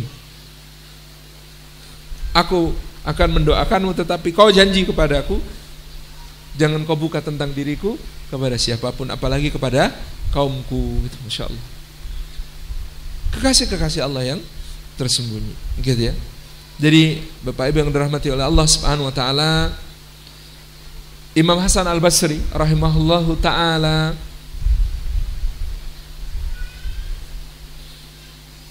pernah bersuudzon kepada seseorang yang ini nanti akan melahirkan kalimat beliau yang sangat terkenal, az-zahidu man idza ra'a ghairuhu qala huwa khairum minni. Orang yang disebut zuhud itu adalah orang yang setiap kali bertemu dengan selainnya dia berkata huwa afdalu minni, dia lebih utama dariku, dia lebih utama dariku. Gara-garanya apa kisah ini, kalimat beliau ini? Karena beliau satu saat lewat di dekat sungai Dajlah, dekat sungai Tigris. Di situ beliau melihat ada seorang lelaki sedang duduk berasyik masuk, berbincang-bincang akrab dan mesra dengan seorang wanita. Mencurigakan sekali. Kemudian di samping si lelaki itu ada sebuah wadah yang memang pada umumnya wadah itu dipakai untuk mewadahi khamr, minuman yang memabukkan pada zaman itu. Maka Imam Hasan Al-Basri sudah bisa menduga, ini orang gak punya malu maksiat di sini, berasik-asik dengan perempuan, nyanding minuman khamr pula, gitu. Sebersit itu di dalam hati beliau rahimahullah ta'ala. Tiba-tiba di penyeberangan sungai Tigris itu, sungai Dajlah itu, ada sebuah perahu terbalik. Penumpangnya 7 orang. Kemudian si lelaki yang tadi sedang berasik-asik dengan wanita ini tiba-tiba terjun ke dalam sungai dan menggapai-gapai dan kemudian berhasil menyelamatkan 6 orang, ditariknya ke tepi. Masih ada 1 orang yang belum berhasil ditolong. Kemudian dia bilang kepada Imam Hasan Al-Basri, Tuan, tolong 1 itu, aku sudah menyelamatkan 6, kau tolong yang 1 itu. Kemudian Imam Hasan Al-Basri mencoba untuk terjun ke air dan mencoba menyelamatkan orang itu, tetapi beliau qadarallah wa masyafa'al, gagal. Orang itu tertelan arus dan menghilang. Imam Hasan Al-Basri begitu sedih keluar. Dan kemudian orang itu tadi mengatakan, Tuan, sepertinya engkau memandang rendah diriku. Kalau engkau memandang rendah diriku, sungguh demi Allah aku sudah menyelamatkan 6 orang, tapi engkau menyelamatkan 1 orang saja tidak sanggup. Tuan, ketahuilah, ini ibuku, bukan siapa-siapa, ini ibuku. Ibuku senang. Aku ingin menyenangkan hatinya dengan menghiburnya di tepi sungai seperti ini, berbincang-bincang bersama. Dan engkau mengira mungkin ini khamr, ini air, bukan khamr. Pada saat itulah Imam Hasan Al-Basri menangis dan mengatakan, sungguh betapa banyak dosaku, berprasangka buruk, meremehkan orang, menganggap diriku lebih tinggi, ujub, takabur, dan kemudian tidak bisa menolong hamba Allah yang lain, sedangkan engkau telah melakukan semua hal yang menjadi kebalikannya. Terakhir sebagai penutup, ini ceritanya agak lucu, tapi mungkin bagi sebagian orang monggo mau diambil hikmahnya atau tidak, falyatafaddal, karena ini memang ceritanya tentang seorang tokoh dari kalangan yang mungkin sebagian orang agak sensitif kalau disebut sebagai seorang tokoh sufi. Saya lebih suka menyebut beliau sebagai seorang tokoh ahli ibadah yang zuhud. Namanya Abu Yazid Al-Bustami rahimahullah ta'ala. Abu Yazid Al-Bustami rahimahullah ta'ala ini satu malam mimpi berjumpa Nabi sallallahu alaihi wasallam. Di dalam mimpinya berjumpa Nabi SAW, dia mendapatkan pesan dari Nabi SAW, pergilah ke kota A, ada seorang hamba Allah di sana, namanya Fulan bin Fulan, sampaikan salamku kepadanya, sampaikan salamku kepadanya. Kaget ketika bangun, lalu dia memutuskan hari itu juga pergi ke kota yang dimaksud.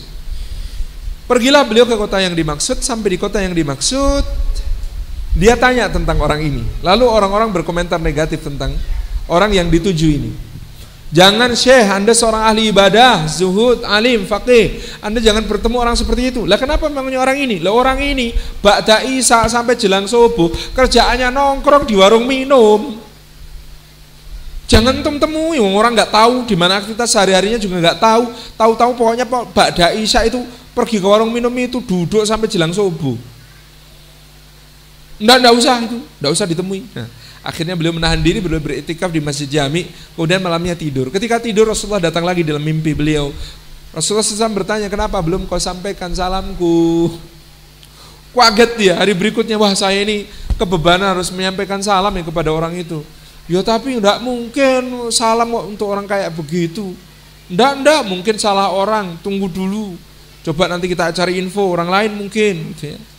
Gak usah itu ketemu sama orang itu tuh. Gak match sama antum pokoknya. Malam berikutnya dia bermimpi lagi. Mimpinya Rasulullah SAW datang. Kalau kau tidak juga sampaikan salamku kepadanya, engkau tidak akan bertemu denganku di akhirat.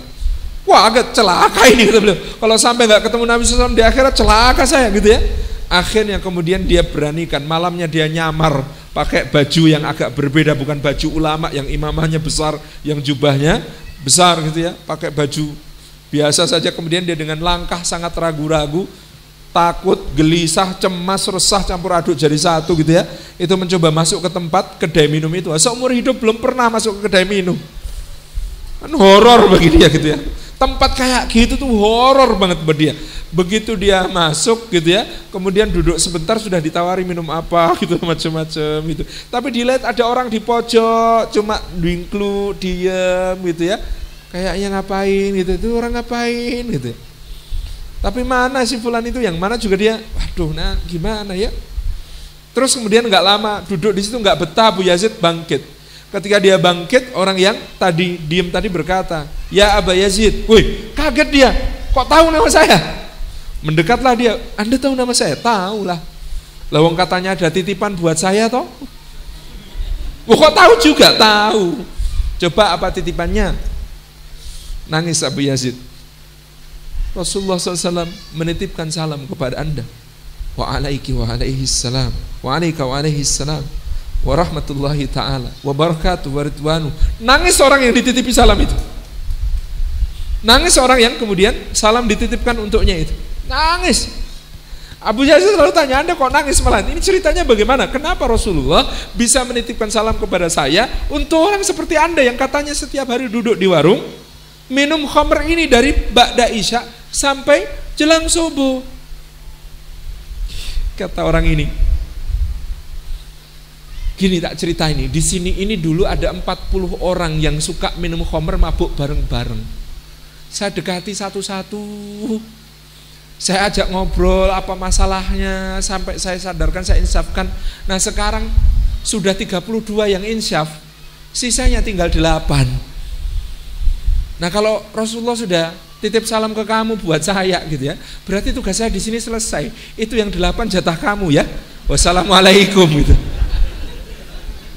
Itu yang 8 jatah kamu. Wassalamualaikum. Aku tak sekarang mengakhiri tugas ini, sudah selesai.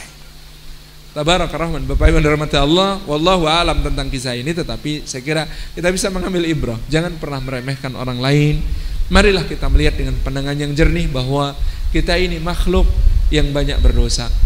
Marilah kita jangan pernah terbersit di dalam hati kita perasaan ana khairum minhu, aku lebih baik daripada dia, aku lebih baik daripada dia.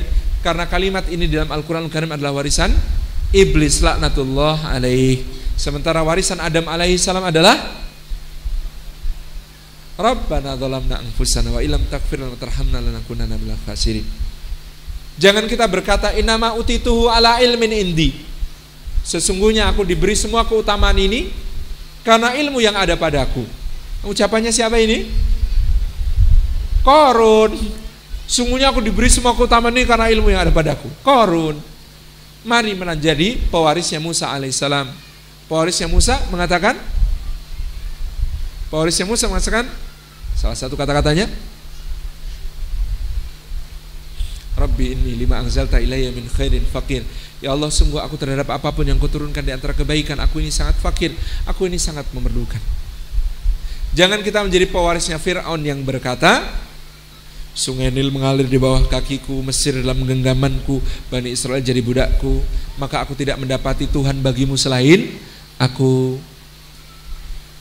Tapi mari menjadi pewarisnya Sulaiman alaihi salam. Hadza min fadli rabbi liyabluwani aashkuru am akfur. Ini karunia Tuhanku, menguji aku apakah aku syukur atau kufur. Rabbi auzi'ni an ashkura ni'mataka allati an'amta alayya wa ala walidayya wa an a'mala salihan tardah wa adkhilni bi rahmatika fi ibadikas salihin. Warisan-warisan kata-kata semacam ini yang kita harapkan menghiasi akhlak kita, menghiasi diri kita. Wallahu a'lam bissawab. Mudah-mudahan kita bisa mengambil ibrah untuk menjadi hamba Allah yang tawadu. Kata para ulama, akhlak asasi itu dua, as-sidqu wat tawadu. Akhlak asasi itu ada dua, yaitu jujur dan rendah hati. Itu bapak sama ibunya. Kalau dua itu ada pada seseorang, akhlak yang lain akan lahir terus menerus, muncul terus menerus dari hasil pernikahan dua ini, bapak sama ibu, as-sidqu wat tawadu, jujur dan rendah hati. Tapi kalau nggak ada jujur, nggak ada rendah hati, subhanallah, kita akan dijauhkan dari akhlak yang mulia. Wallahu a'lam bishawab. Saya kembalikan kepada guru kita semua. Mudah-mudahan Allah bimbing kita menjadi kekasih-kekasihnya, baik terkenal ataupun tidak terkenal, yang penting kekasih Allah. Wassalamualaikum warahmatullahi wabarakatuh. Dijawab dulu barangkali. Assalamualaikum warahmatullahi wabarakatuh. Tafadhol, dengan Bapak siapa? Dengan Bapak Doni. Doni. Okay. Tadi yang ceritakan kan tokoh-tokohnya itu kan di zaman Rasulullah dulu, sahabat, tidak jauh dari zaman sahabat itu kan, dan para nabi itu saya pikir ladangnya banyak itu loh Ustaz, untuk berbuat baik, istilahnya mendapatkan nama di hadapan Allah, terus menjadi kekasih Allah, itu ladangnya banyak itu. Ada medan perang istilahnya, ada pendidikan yang harus dimulai dari awal. Intinya membangun umat Islam dari awal kan ladangnya untuk berjuang itu banyak lah. Paling gampang pertanyaannya kalau sekarang, ini apa buat kita itu Ustaz? Gitu aja. Yang memang kalau mendampingi mereka kayaknya tidak mungkin ya, insya Allah saja bisa. Tapi minimal apa yang seperti yang katakan tadi itu kan mirip itu saja Ustaz. Untuk kita saat ini, untuk dunia sekarang ini Ustaz. Terima kasih. Assalamualaikum warahmatullahi wabarakatuh.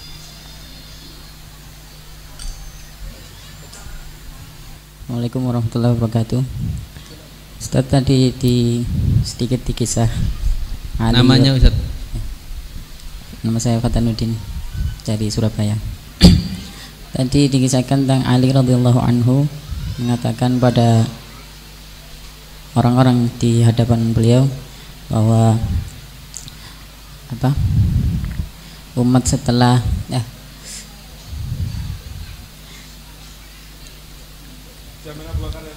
iya.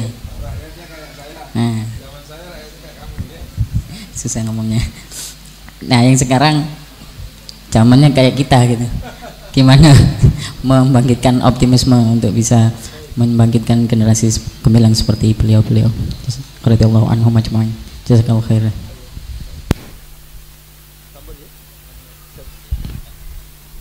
Baik, yang pertama, sebenarnya amalan menjadi kekasih Allah itu ada yang besar-besar, tapi juga tidak harus yang besar-besar. Itu ya. Karena amal itu bukan soalnya besar atau kecilnya. Amal itu ahsanu amalah. Yang diminta Allah Subhanahu wa taala adalah ahsanu amalah. Alladzi khalaqal mauta wal hayata liyabluwakum ayyukum ahsanu amala. Inna ja'alna ma'alal ardi zinatan laha linabluwahum ayyuhum ahsanu amala. Semua yang ditekankan oleh Allah di surah Al-Mulk ayat yang kedua, di surah Al-Kahfi ayat ke-7, yang dikehendaki Allah adalah ahsanu amala. Apa itu ahsanu amala?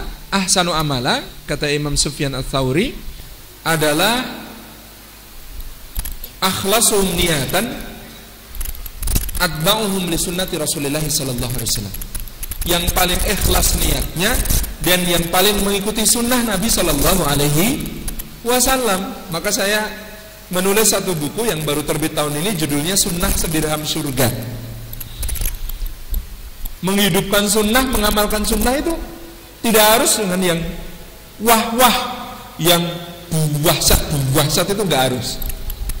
Tapi bagaimana kita konsisten mengamalkan satu amalan yang menjadikan kita dicintai Allah. Nabi SAW juga bersabda, Ahabul a'mali ilallahi adwamuhu wa in qalla. Amal yang paling dicintai oleh Allah Subhanahu wa taala adalah yang paling dawam, paling terus-menerus, paling dirutinkan, dijadikan kebiasaan, yang paling kemudian dipelihara supaya jadi amalan andalan. Meskipun kecil, meskipun sedikit, tetapi dia adalah amal yang continue, terus-menerus, sinambung. Itu lebih dicintai Allah daripada yang amal gede-gede tapi sporadis. Infak langsung 1 miliar kalah keutamaan dengan infak yang mungkin cuma 5.000, 2.000 per hari tapi sepanjang umur gak putus. Qiyamul Lail langsung dari ba'da isya sampai menjelang subuh, 3 malam berturut-turut. Habis itu koop 6, terus 3 minggu ndak Qiyamul Lail. Itu mungkin kalah keutamaan dibandingkan dengan yang cuma bangun setengah jam sebelum subuh, 2 rakaat diniati tahajud, 1 rakaat diniati witir, tapi continue terus menerus. Ya lebih bagus lagi 8 ditambah 3 gitu ya. Ini soal Masya Allah ya, yang kemudian sangat agung. Tetapi inilah yang kemudian saya sebut sebagai sunnah di dalam surga. Dalam biografi Imam Abu Dawud As-Sijistani juga disebutkan oleh Imam Ibnu Hajar Al-Asqalani dalam Fathul Bari, cerita tentang Imam Abu Dawud As-Sijistani ini. Jadi Imam Abu Dawud itu satu hari naik perahu di Sungai Dajlah, naik perahu di penyeberangan Sungai Dajlah. Ketika beliau rahimahullah ta'ala naik perahu di penyeberangan Sungai Dajlah ini, di tepi itu ada orang bersin, haji gitu, kemudian mengucapkan tahmid, alhamdulillah. Imam Abu Dawud itu melihat belum ada yang ngucapin yarhamukallah gitu. Maka dia ngomong sama tukang perahu, Pak, minggir sebentar bisa Pak? Loh ya apa minggir sebentar, ini kan kita mau ke sana. Sebentar Pak, ini 1 dirham Pak, izin saya perlu penting banget Pak, minggir sebentar Pak. Minggirlah perahu itu ke arah orang yang bersin ini. Gak sampai tepi, Imam Abu Dawud ngelongok dari perahu itu kemudian mengucapkan yarhamukallah gitu. Kemudian orang itu menjawab sambil tersenyum, yahdikumullah wa yuslihu balakum. Selesai. Imam Abu Dawud ngomong sama tukang perahunya, Pak jalan lagi Pak. Loh, katanya urusan penting. Oh sudah. Yang mana? Itu tadi yarhamukallah. Loh yarhamukallah itu penting tak? Itu penting lah, ala mujabat doa. Kata Imam Abu Dawud, boleh jadi itu doa yang dijabah sama Allah Subhanahu wa taala. Oh gitu. Oh pasti itu 1 dirham bayar hanya untuk mengucapkan yarhamukallah. Di malam berikutnya dalam tarjamah itu disebutkan Imam Abu Dawud ini penumpang perahu semuanya mimpi nggak kangsen, isinya kompakan. Semua mimpi, semua isinya sama. Apa isi mimpi itu? Bahwa di dalam mimpi mereka mendengar suara Abu Dawud telah membeli surga dengan harga 1 dirham gitu. Abu Dawud telah membeli surga dengan harga 1 dirham. Masya Allah. Jadi amal itu bukan soal gede-gedean Pak, tapi soal siapa yang diridhai Allah SWT. Karena amal itu kalau diridhai Allah, kata Ibnu Qayyim Al-Jauziyah, sekecil apapun kok diridhai Allah, tidak ada isi dunia yang cukup untuk membalasnya. Jadi kenapa orang yang amalnya ikhlas itu balasannya di akhirat? Karena amal di dunia itu kalau ikhlas nggak ada isi dunia, meskipun dikumpulkan bayari nggak cukup Pak. Amal ikhlas itu yang karena Allah, betul-betul karena Allah, seisi dunia dikumpulin jadi satu untuk bayar, nggak cukup seisi dunia. Maka Allah menahan bayarannya, tidak diberikan di dunia, tapi diberikan di akhirat. Insyaallah. Itu ya. Jadi di zaman kita ini, mari menjadi orang yang peka terhadap peluang-peluang amal soleh apapun yang bisa kita lakukan. Saya kira kan begitu. Jadi ini Imam Abu Dawud ini peka. Wah ini belum ada yang yarhamukallah ini. Cuma sekedar belum ada yang yarhamukallah, dilakoni, diamalkan, bisa menjadi penyebab yang sangat indah untuk memasukkan seorang ke dalam surganya Allah Subhanahu wa taala. Gitu ya. Jadi kita ini sunnah itu enggak ada yang besar, enggak ada yang kecil, Pak. Sunnah itu semuanya bernilai ibadah di sisi Allah Subhanahu wa taala. Mampunya ngelus-elus jenggot di oles-olesi misik gitu ya, itu sunnah juga gitu ya. Apa yang kita mampu gitu ya, apa yang kita mampu sampai sunnah-sunnah, apalagi yang lebih nilai berbesar dalam hal-hal yang lebih penting, dalam hal-hal yang lebih asasi, sunnah-sunnah itu mari kita hidupkan. Oh, senyum loh. Sunnah senyum. Mahal senyum itu. Saya pernah marah sama seorang motivator, habisnya ngomong, orang punya utang ya senyum itu sedekah, tapi orang punya utang disenyumin tok gak selesai masalahnya. Saya bilang, sampean kalau itu niatnya meremehkan sunnah Nabi SAW yang namanya senyum, tak kasih tahu saya cerita. Saya tuh punya temen dokter yang senyumnya indah sekali. Sudah dokter kok senyumnya indah, itu sampai dikatakan yang gak sakit pun pengen sakit supaya bisa periksa ke beliau. Loh, Masya Allah, enak banget liatin senyumnya itu. Memang kata orang Jawa senyumnya itu meraati. Laki-laki loh padahal. Itu kalau agak nakal begitu korbannya banyak gitu. Untungnya soleh gitu. Untungnya soleh, senyumnya Masya Allah gitu. Nah satu hari itu didatangi di tempat prakteknya, itu ada orang begitu masuk ruang prakteknya itu langsung berlutut gitu ya, nyium tangannya itu nggak mau dilepas. Pak ini sampean ngapain Pak, periksa apa gitu, sakit apa sampean gitu. Enggak dok, saya mau ucapkan terima kasih. Loh terima kasih apa?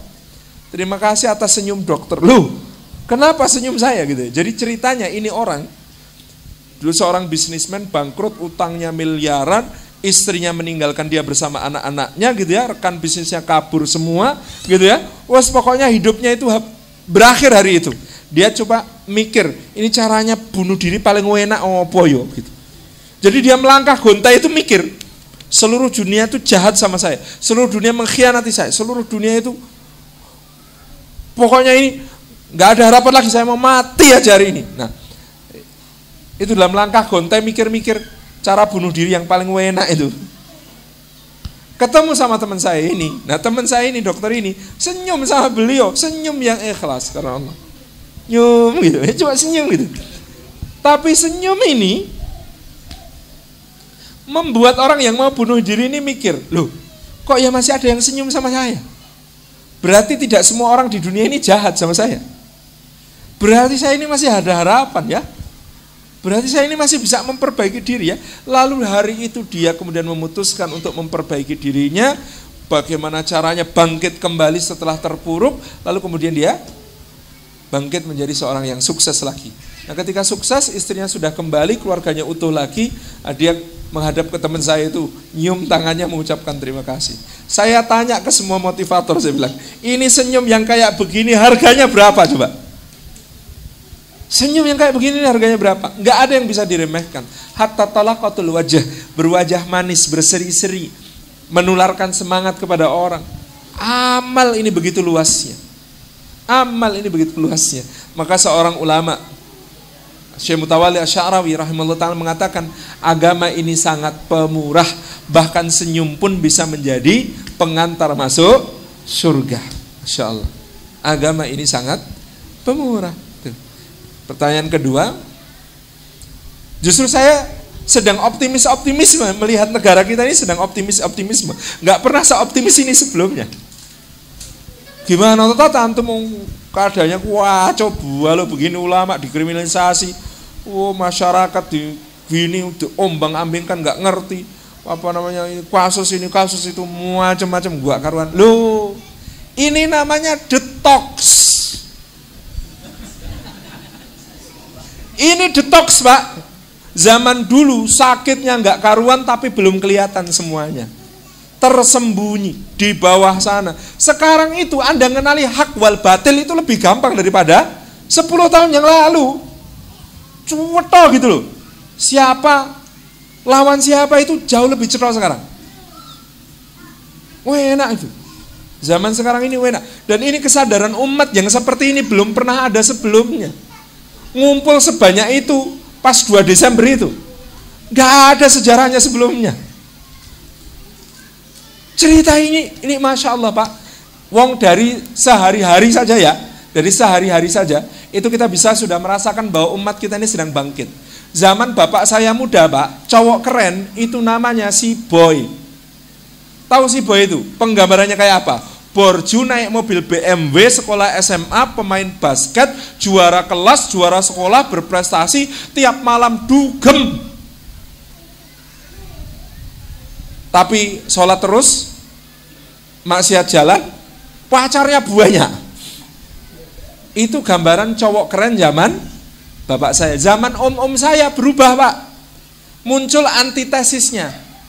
rebel dari kalangan menengah ke bawah, peduli lingkungan, tapi sering bolos buat bikin baksos. Namanya lupus. Iya kan? Itu antitesisnya si Boy.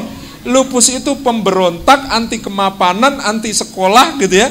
Bukan anti sekolah, tapi anti pada aturan-aturan kaku yang gak ada alasannya gitu ya. Dia punya alasannya sendiri. Dia cuek, bebek dengan sekolah, tetapi dia sangat peduli kepada lingkungan, dia sangat peduli kepada orang miskin, kepada orang terpinggirkan. Antitesis gitu ya. Itu cowok keren, bisa niup pelembungan balon. Apa namanya? Permen karet. Nah, itu cowok keren zaman om-om saya.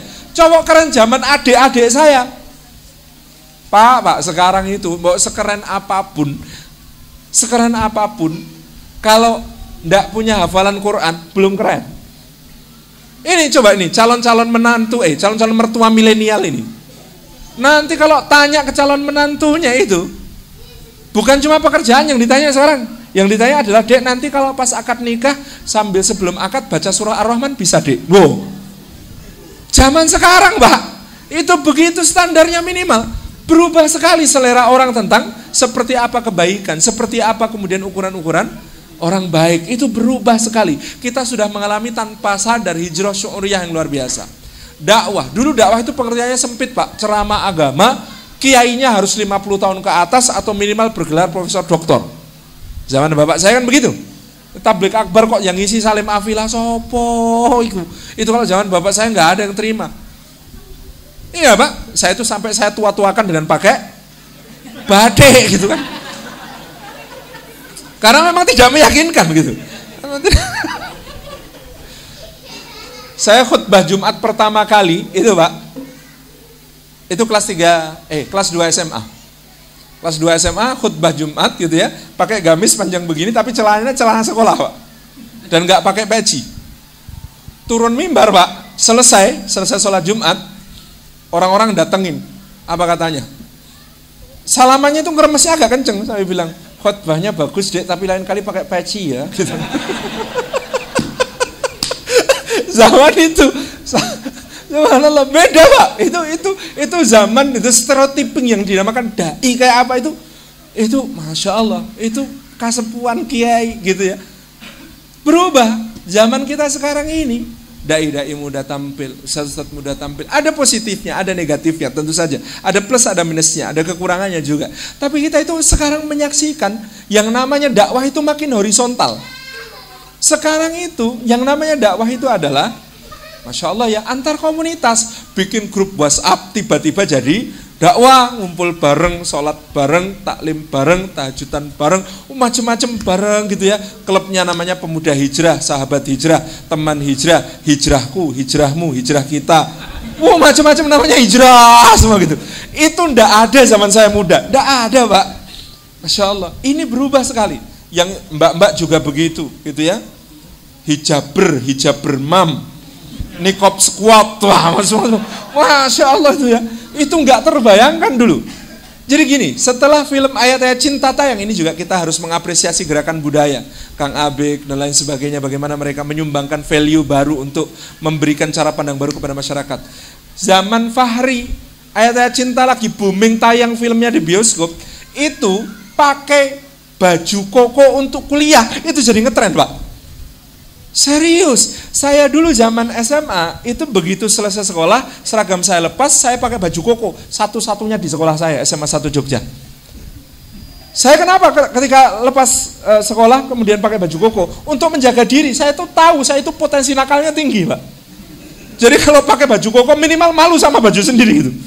Masuk warnet juga malu mau ngapain gitu kan. Terus masuk ke game online juga malu mau ngapain gitu. Terus kalau mau gandeng cewek juga malu gitu kan. Supaya apa itu? Supaya pakai baju koko gitu ya. Apa-apa pakai baju koko. Kegiatan kemana-mana pakai baju koko. Kuliah itu pakai baju koko. Satu-satunya sekelas. Sampai kadang-kadang kan saya bawahnya celana jeans, atasnya baju koko, digodain sama cewek-cewek. Yang sini ke bawah soleh, yang ke bawah sini ke atas soleh, sini ke bawah mencurigakan sekali gitu. Tapi itu masya Allah ya, zaman dimana kemudian itu asing rasanya. Sekarang Pak gitu ya, coba masuk ke kampus UGM, jurusan teknik gitu ya, teknik elektro, teknik mesin, masuk ke fakultas kedokteran Itu kuliah di kampus pada pakai baju koko semua, ikhwan banget gitu. Semuanya ikhwan banget gitu. Ini zaman kita ini berubah, zaman kita ini ada sesuatu yang kemudian bergerak begitu kuat, yang saya sangat positif memandang semuanya. Saya keliling ke luar negeri, lihat komunitas muslim Indonesia di luar negeri itu, tambah bombong hati saya. Di saat mbak-mbak Indonesia sedang mengidolakan Song Joong Ki, bapak-bapak nggak kenal ya, ataupun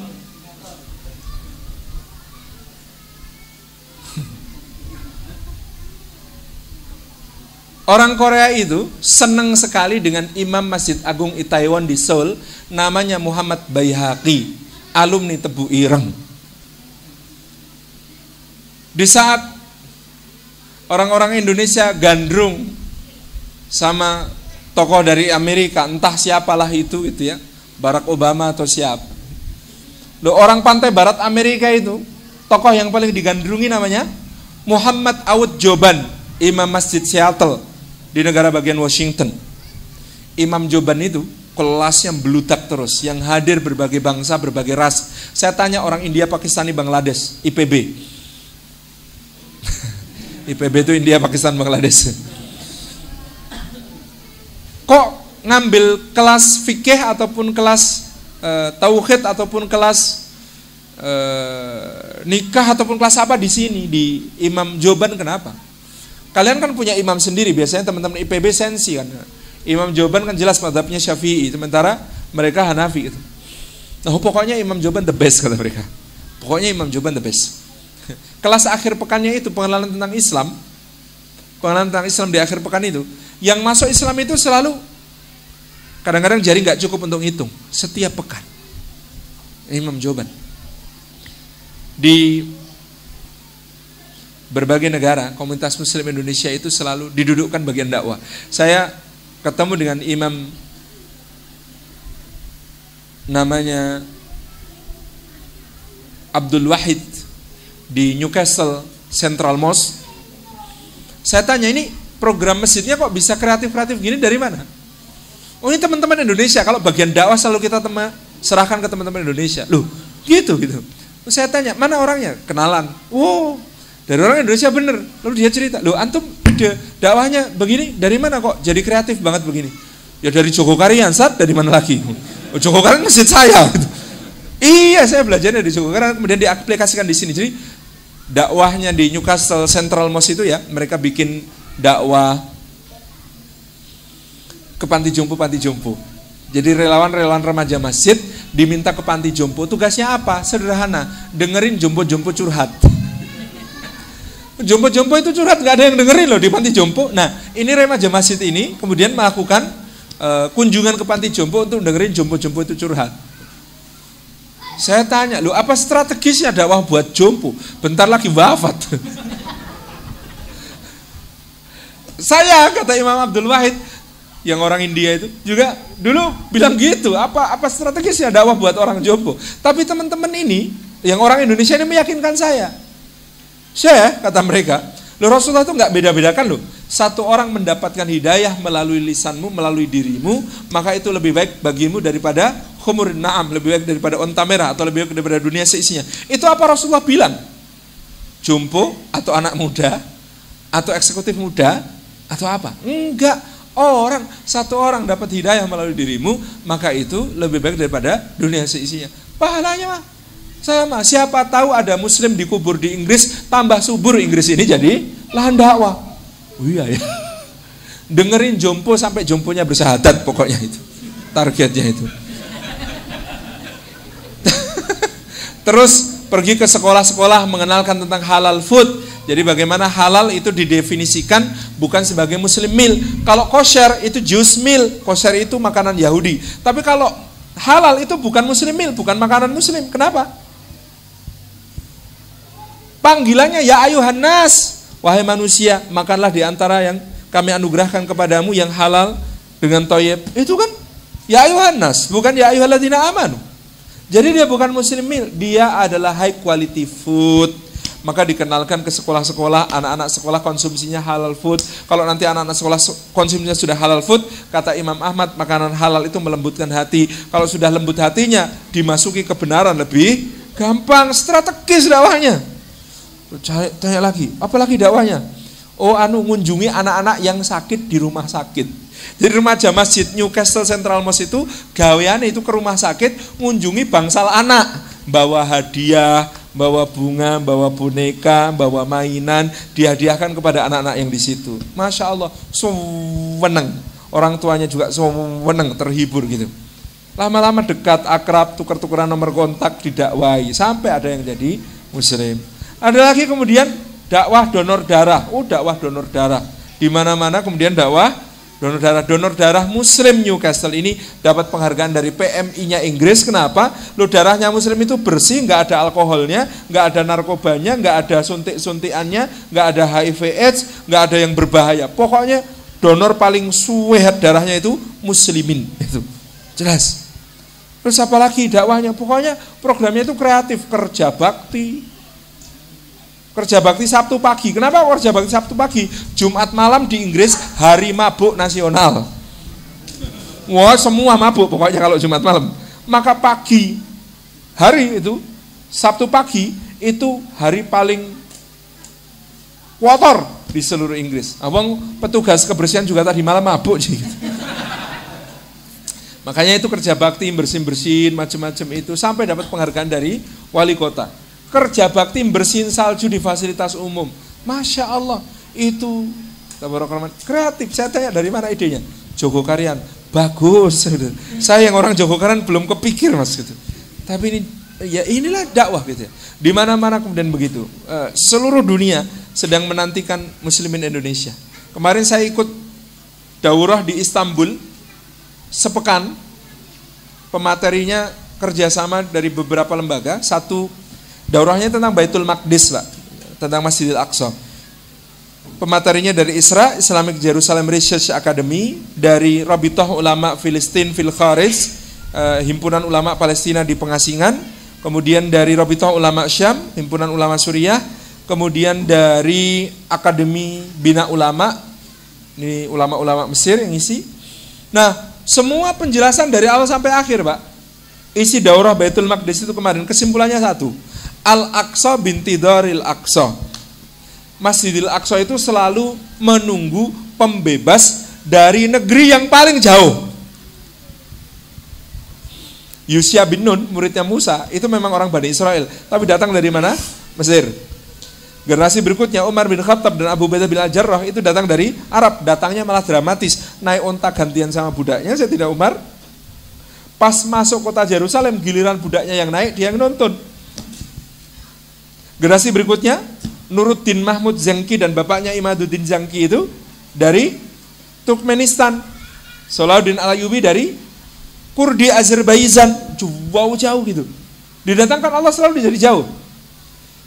Generasi berikutnya Saifuddin Mudzaffar Qutus yang menghalangi penyerbuan pasukan Mongol ke Baitul Maqdis di Anjalut itu berasal dari jauh lagi, dari Kaukasus, Rusia Selatan.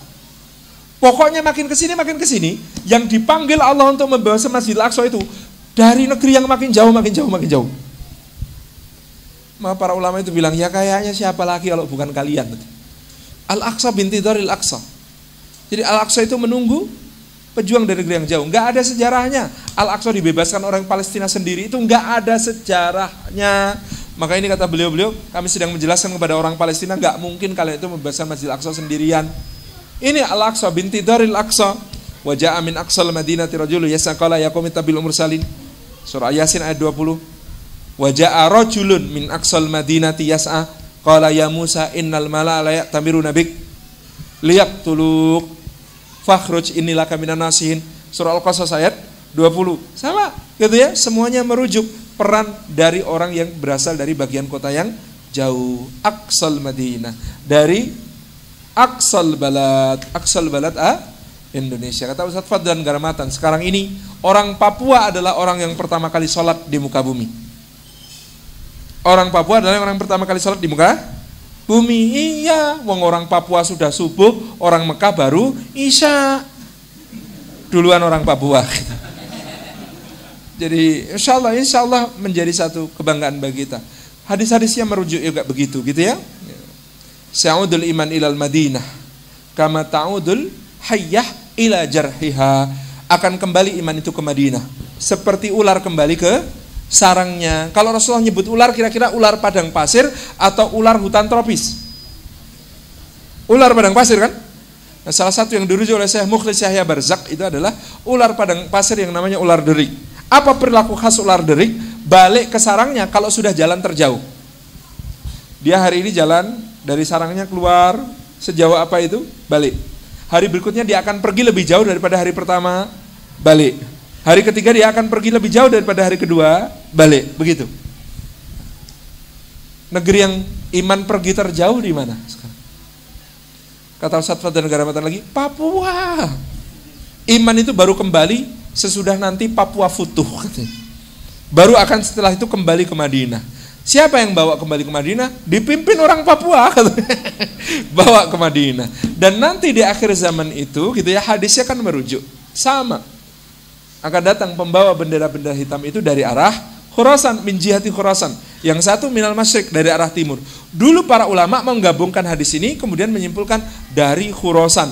Dan itu propagandanya sudah dipakai sama Abbasiyah ketika menumbangkan Umayyah. Mereka bawa bendera hitam Abbasiyah itu dari mana? Dari Khurasan. Dipimpin siapa? Abu Muslim Al-Khurasani nama panglimanya. Itu dulu propagandanya Abbasiyah. Jadi kalau ISIS sekarang pakai lagi, telat. Abbasiyah sudah pakai propaganda itu dari Khurasan itu. Maka tafsir Khurasan itu perlu ditinjau ulang, karena Rasulullah bukan mengatakan dari Khurasan, tapi dari jihati Khurasan, dari arah Khurasan. Mas sampean dari arah mana tadi? Dari arah Madiun, Pak. Loh, memangnya dari mana kok dari arah Madiun? Dari Jogja. Bisa nggak bilang begitu? Dari arah Madiun itu pasti dari Madiun nggak? Belum tentu. Bisa dari Gunung Kidul, Pak. Mampir Madiun dulu, baru ke sini lewat arah Madiun. Apalagi kalau kemudian dibilang dari arah Jombang. Dari arah Jombang dari mana tadi? Oh, banyak kemungkinan, gitu kan? Dari arah Khurasan itu belum tentu dari Khurasan. Bisa jadi dari lebih jauh, Khurasan tempat transit. Gitu.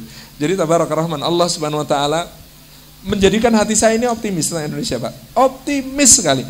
Masya Allah, Kutab inilah ya baru ada sekarang. Biar gak kepikir Kutab ini, ya Masya Allah, dengan manhaj pembelajaran yang sangat baru, fresh, yang digali dari sirah tentang keberhasilan manhaj pembelajaran di masa lalu, baru sekarang, Pak. Ini kan berarti kita ini sedang mulai, gitu ya, menyiapkan generasi berikutnya yang insya Allah gemilang. Jadi jangan khawatir, Pak. Yang perlu kita khawatirkan diri kita, bukan keadaan umat. Keadaan umat dijaga sama Allah. Sekarang diatur sama Allah. Tugas kita sekarang bekerja keras. Apakah kita mau menjadi bagian dari kebangkitan umat itu atau tidak? Nggak pernah ada masa seperti sekarang musuh-musuh begitu takutnya sama kaum muslimin Indonesia. Lah gimana nggak takut? Kita ini sudah menggagalkan beberapa hal sekaligus, mereka pusing. Mereka punya lahan batu bara banyak, dikiranya batu bara bakal harganya terus naik, ternyata kolaps. Harus bikin smelter, pusing sendiri. Mereka punya lahan sawit banyak di Sumatera, sudah invest dari dulu, ternyata sawitnya diboikot sama Uni Eropa. Pusing mereka. Mau bikin pulau-pulau buatan, buat bikin properti di sana. Ternyata gubernur yang mau membacking pulau-pulau buatan itu berhasil ditumbangkan, gitu. Sekarang mau bikin kota baru, gitu ya. Nah, tinggal umat Islam kuat apa enggak untuk berjuang lagi, gitu ya. Bikin mereka pusing terus, insya Allah, gitu. Bikin mereka pusing terus, insya Allah kita ini akan berada dalam keadaan track menuju kejayaan, insya Allah. Saya kok optimis, saya optimis, wallah alam bisawab, gitu. Pertanyaan dari Umahat.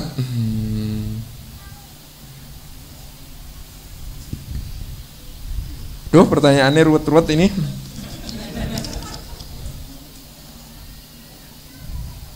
Terkadang hal yang paling berat dalam beramal selain ikhlas adalah kemampuan menyembunyikan amal tersebut. Mohon tips bagaimana caranya agar kita mampu menahan diri dari memperlihatkan amal dan bentuknya rapat-rapat. Kalau tidak bisa menyembunyikan semua amal, sembunyikan salah satu. Sembunyikan salah satu. Jaga satu, kita punya amalan paling rahasia yang nggak ada yang tahu kecuali kita dan Allah Subhanahu wa taala. Yang lain memang kadang-kadang susah menyembunyikannya. Gitu ya. Memang kadang yang lain susah menyembunyikannya, tapi jaga yang satu aja. Kalau nggak mampu banyak-banyak disembunyikan, sembunyikan satu. Kemudian yakinilah bahwa sebenarnya tidak ada yang tersembunyi, karena Allah Subhanahu wa taala senantiasa mencatat, melihat, menyaksikan, dan kelak akan menayangkan apa-apa yang kita lakukan selama di dunia. Dan yakinilah bahwa kita ini kelak masuk surga bukan karena amal kita, tetapi karena rahmat Allah untuk kita. Karena amal itu dipakai untuk membayar nikmatnya Allah nggak cukup, nggak bakbuk pak. Wong kita beramal juga pakai nikmatnya Allah. Gimana mau bayar nikmatnya Allah yang lain, gitu ya? Itulah yang kemudian menjadikan kita yakin amal ini adalah hanya pengantar kita supaya Allah meridhoi dan merahmati kita. Jadi saya kira demikian. Nah, pertanyaan yang ini sebaiknya dijawab, Ustaz? Atau sebaiknya ini dijawab kepada seorang yang lebih berkompetensi dan bisa konsultasi secara pribadi. Menurut saya begitu, tidak pas kalau dijawab di forum umum. Wallahu a'lam bishawab. Nanti ibu yang bertanya yang pertanyaannya belum saya jawab, silahkan konsultasi khusus kepada ustadz yang mumpuni di bidang tersebut, gitu ya, yang bisa langsung memberi solusi. Kalau saya cuma bahas nggak jadi solusi soalnya pertanyaan ini. Wallahu a'lam bishawab.